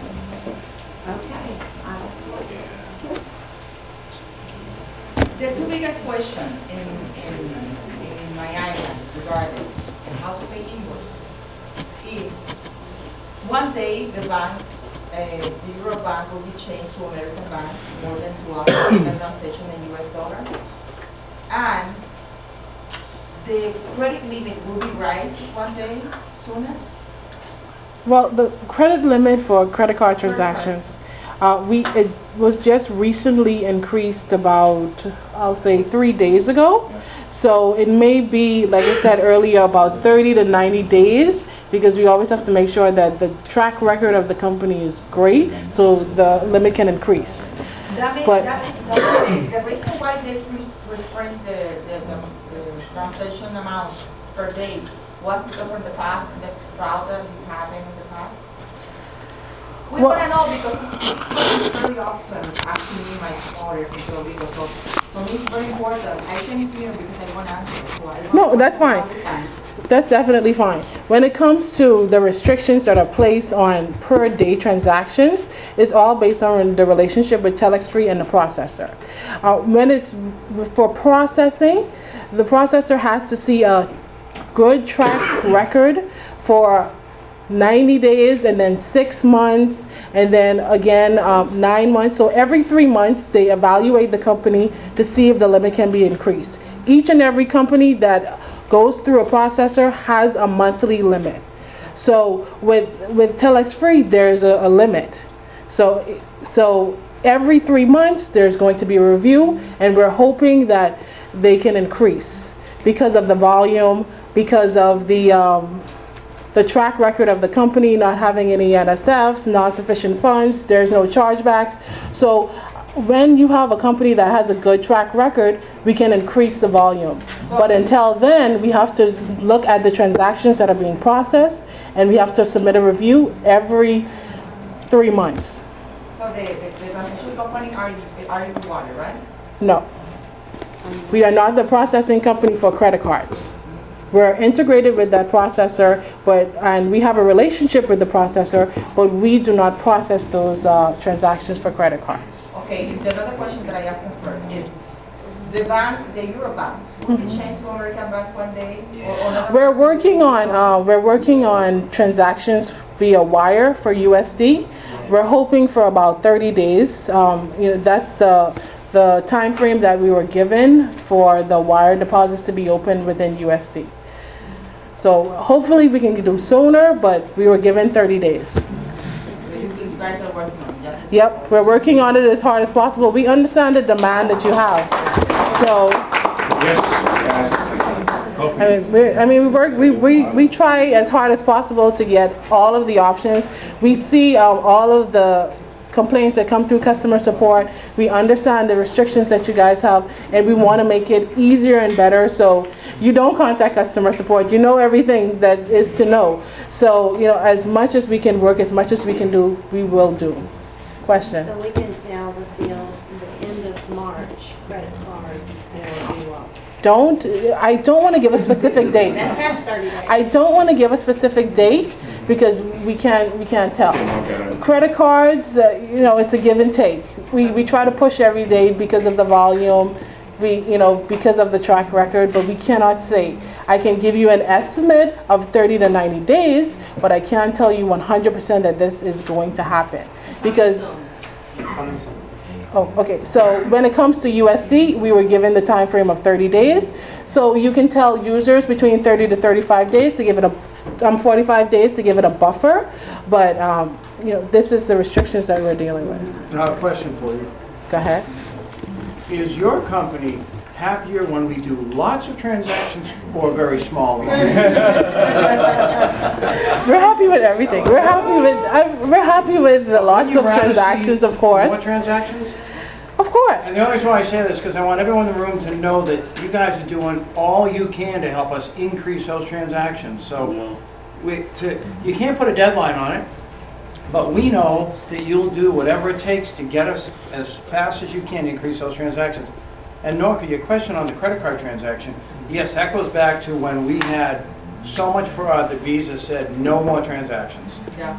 So we're inching our way up, and the eWallet team is doing tremendous things helping us inch our way up, but we just got to watch the fraud. Yeah, I mean, it takes time.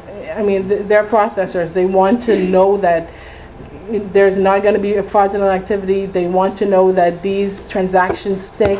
No one is going to call and charge back the transfers. So everything plays into why the restrictions are there. You had a question. Yes, if we go to a pay center in a different country, you're trying to pay an invoice, the limit you said was $400? Are you referring to PaySafe card? Yeah, for, to pay for an invoice, say somebody's in... Not to pay for an invoice. With the invoice payments, there is no limitation on PaySafe card, but when you want to deposit funds into your account to go into your funding balance, the limit is set at $450. I think it's 400. Wait, let's check. Let's double check. Wait. PaySafe is 400. 400. Sorry, 400. There are no limits for invoice payments. So if they have a family, $14.25, an invoice of $14.25, they can go to the nearest pay center, and pay for that invoice. And yes. That's back Yes. Question for the SAFE card. Do we have any name on the SAFE card or no card, no name? No, it's not an actual card. The name of the company is PaySafe Card, but when they go to the location, they'll just get a receipt with a number on there, and they'll enter the information. So it's not an actual card. If I get say 20,000 SAFE card on the card, and then I can pay for anybody. It's not a card. It's not a card, just it's just a one-time buy. It's a one-time pay, just 16 digits. So each and every time you don't load that card, you have to complete a new transaction each and every time. If someone got the paid the SAFE card company, say 20,000, they can pay for anybody. Invoice. You can initiate as many transfers as you want with PaySafe card. Well, so you can pay for everybody. But yeah, if you have someone that has that is going to purchase a card of $20,000, first they would have to have that total amount of invoices in their account to request the cash transaction to go to that location with the information, because there is a limitation on depositing into the account. Question. So I think that's the problem, that some people who've never done that and just now hearing about it. What's the process? Maybe if you can explain it for me, walking into one of those places, and am I going to give them just $14.25 if I'm doing a $14.25 invoice? Am I going to give them $14.25 plus 10%? And then how is it tied to the invoice? That's the question that everybody is missing. Let me try to And you initiate the process there. You initiate it and then you print out the info, give it to the payment center. Oh, okay. Yeah, I was going to walk you through. So when you, I'm trying to get, because I just paid the invoices with the wire, so it's attached. So I'm trying to get to that section to unattach it. When it comes to PaySafe card, you enter the location. As you click on cash, it's going to take you to the country. You select the country, then you enter your city details. After your city details, it'll redirect you to the PaySafe website. You select an option, you select a location. When you select a location, you're going to get a deposit slip. The deposit slip is going to contain the fee for the transfer along with the amount of the invoice. It's similar to with the wire transfer, where it contains both the fee and along with the amount of the transaction. So when you go to the location, you know the exact amount that you have to pay. Will it have the invoice number on there, yes or no? It won't have an invoice number, but it'll have the deposit slip information. Okay. So the deposit slip information contains how much you have to deposit on this account. Gotcha. And it gets activated right away? Within minutes. As soon as it's done, within minutes. We have a couple people where they register their bank information into eWallet, and it transfers from eWallet to the bank, and the eWallet history says settled, but they never received anything in their bank. Yes. So the money is not in the bank or eWallet, and a couple months has gone by and nothing has been resolved. So what do we do about those? What happens when we have requests like that? The first thing we do is we check with our bank if it's settled in our banking system, if it's not an error of our eWallet system. When we see the transaction left our bank account, then we can further investigate. There is not much we can do here. Just yesterday we had a conversation with our banker regarding this matter. We asked them if we can provide customers with more details, then we can. At this point, he said unfortunately no, since those customers don't have accounts with us, we won't provide them with any details, specific details. So even if you call the bank, they won't provide you with anything. What we do in this case, we'll forward the issue to the financial department, and the financial department contacts our bank, so our bank can provide more details on that. Right now, we are thinking of enabling the trace for such customers who have not received their funds within 2 weeks. It was discussed yesterday, but we will need to get more details from our bank. So this information will be available shortly. Okay. And just to complete that process, once you take it into the payment center, you pay the money, do we have to come back to the website and do anything? Yes. Okay. What do we have to come back and do at that point? Go ahead, Julia. Okay, you initiate the deposit in your eWallet account. You select the location that you would like, the closest to you, where you would like to make a payment. Once you make a payment over there, they get you the voucher with the card number. You get back to eWallet, you put in the card number into the system. Our systems are related, so their system, our system recognizes the number, their system recognizes the number. They say you guys are good to go. The money is in your eWallet account. So the user will see when they log in where to put in the information. When they log in on the transaction area on the home page, they'll see the option to enter the details. So I'm just a little confused. You said the limit was $400 to transfer. It's per deposit, but when you make an invoice payment, there is no limit. So for example, if you have just, let's say 3 invoices for $1,425, so it's like $4,200. You checked all 3 of them, they could go in and make a $4,200 payment plus the fees. As long as the invoices are under the same account though. Yeah, they're getting the same invoice. Yep. 10% So the limitation is on if you go to the deposit funds menu and you click. Our system, if you check all 3 invoices, our system will give you the fee for the final amount. The total amount. The total amount. Here we go. We need to check. I believe it's This 10%, internet is but so we'll long. need to verify with our fee schedule. Here, we're going to go over the fee schedule. So would the invoices need to be in your back office before you initiate that? Like you're paying for yours and maybe 2 others? Do they all need to be in there before you initiate the cash? Yes. So all of the invoices has to be accepted. All those forwarded invoices, they would have to be accepted. And then you'll see the total amount and then you click on the option. Gotcha. That makes sense. Right, so you're confusing with the 10%. The 10% fee is in every $400? It's not for every No. amount. It's actually 6%. It's 10%. We'll get It's 10%. We're gonna go over the fee schedule. just taking. It's just taking very long here. Yeah. Let's just close. Pay safe card. They get paid, don't they? Good. Now the CPSAP cash option, when I choose US, it lets me walk through it, but it changed it to reales. This morning we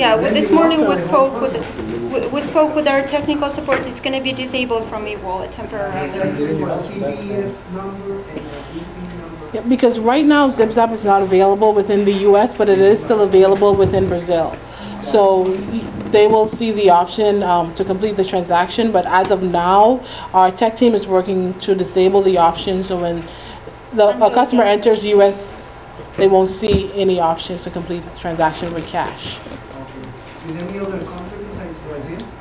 For ZipZap, no. Not for ZipZap, just Brazil for ZipZap. Just Brazil. Okay, so we're going to go over the fee schedule just briefly. So within the overviews, it just gives you just most of the common fees that we may see questions about. Now, the sign-up fee is listed at $1.50. The sign-up fee is for just the creation of the account. It's a one-time fee, and it's only charged when you receive a commission payout. We have the monthly maintenance fee. That's also only charged when you receive a commission payout, and it's only charged to accounts that are active. So if an account is inactive, they are not receiving any transactions in and out of their account for that month, they won't be charged. But if they receive a commission payout the next month, they'll be charged for the following month. Then we have the eWallet to bank feature is at $150 eWallet to eWallet, meaning transferring funds from one eWallet account to the next. But this option is currently not available. And it's not available for Telexfree. And then requesting a check is set at $3.95. Now that's just a fee for the requesting the check and for ground mail. If you're going to do international Express, when you select the option eWallet to check, it'll show you how much is the transaction based on your country. Along with US, it'll show you priority as well as Express. So I'm going to click here to view the entire fee schedule. Now here is the bank transfers. So with the bank transfers, you want to click on this option and select the country. And it will tell you here if we're able to receive funding from a bank within that country. If the fee is not there, if the fee is not there, this country is not available. We cannot transfer funds out or transfer funds to that account. So as you see, it says right here, eWallet to bank account, and then bank to eWallet. Gives all of the countries listed here, and you can go based on the country. Then we have the transfer funds from eWallet account. We went over the check.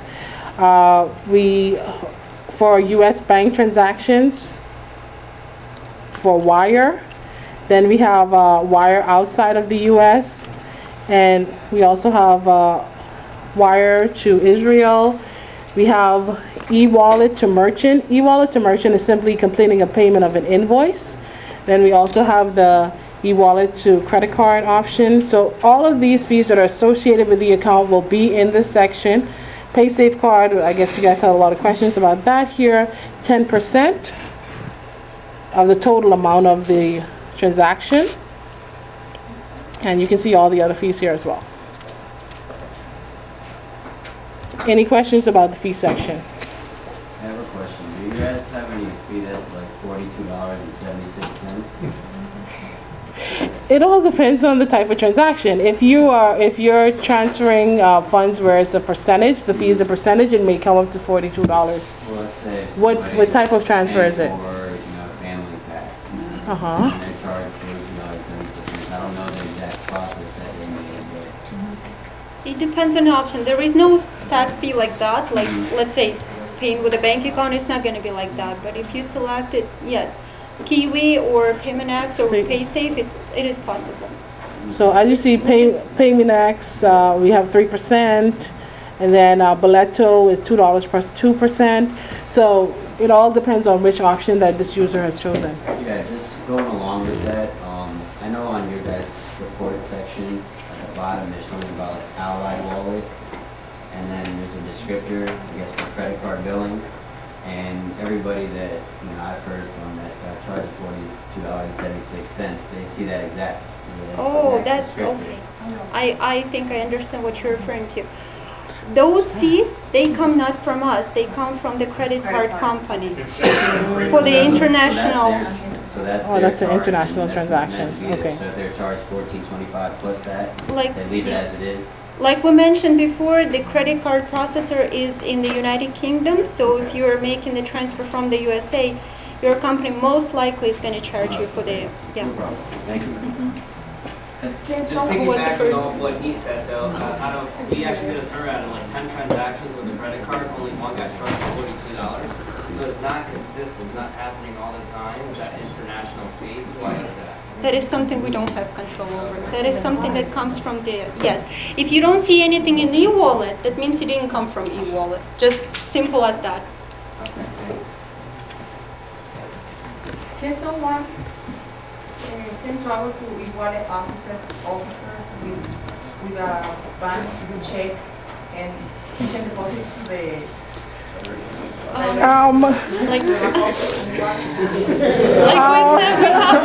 we have to track the transaction in the system, so we can.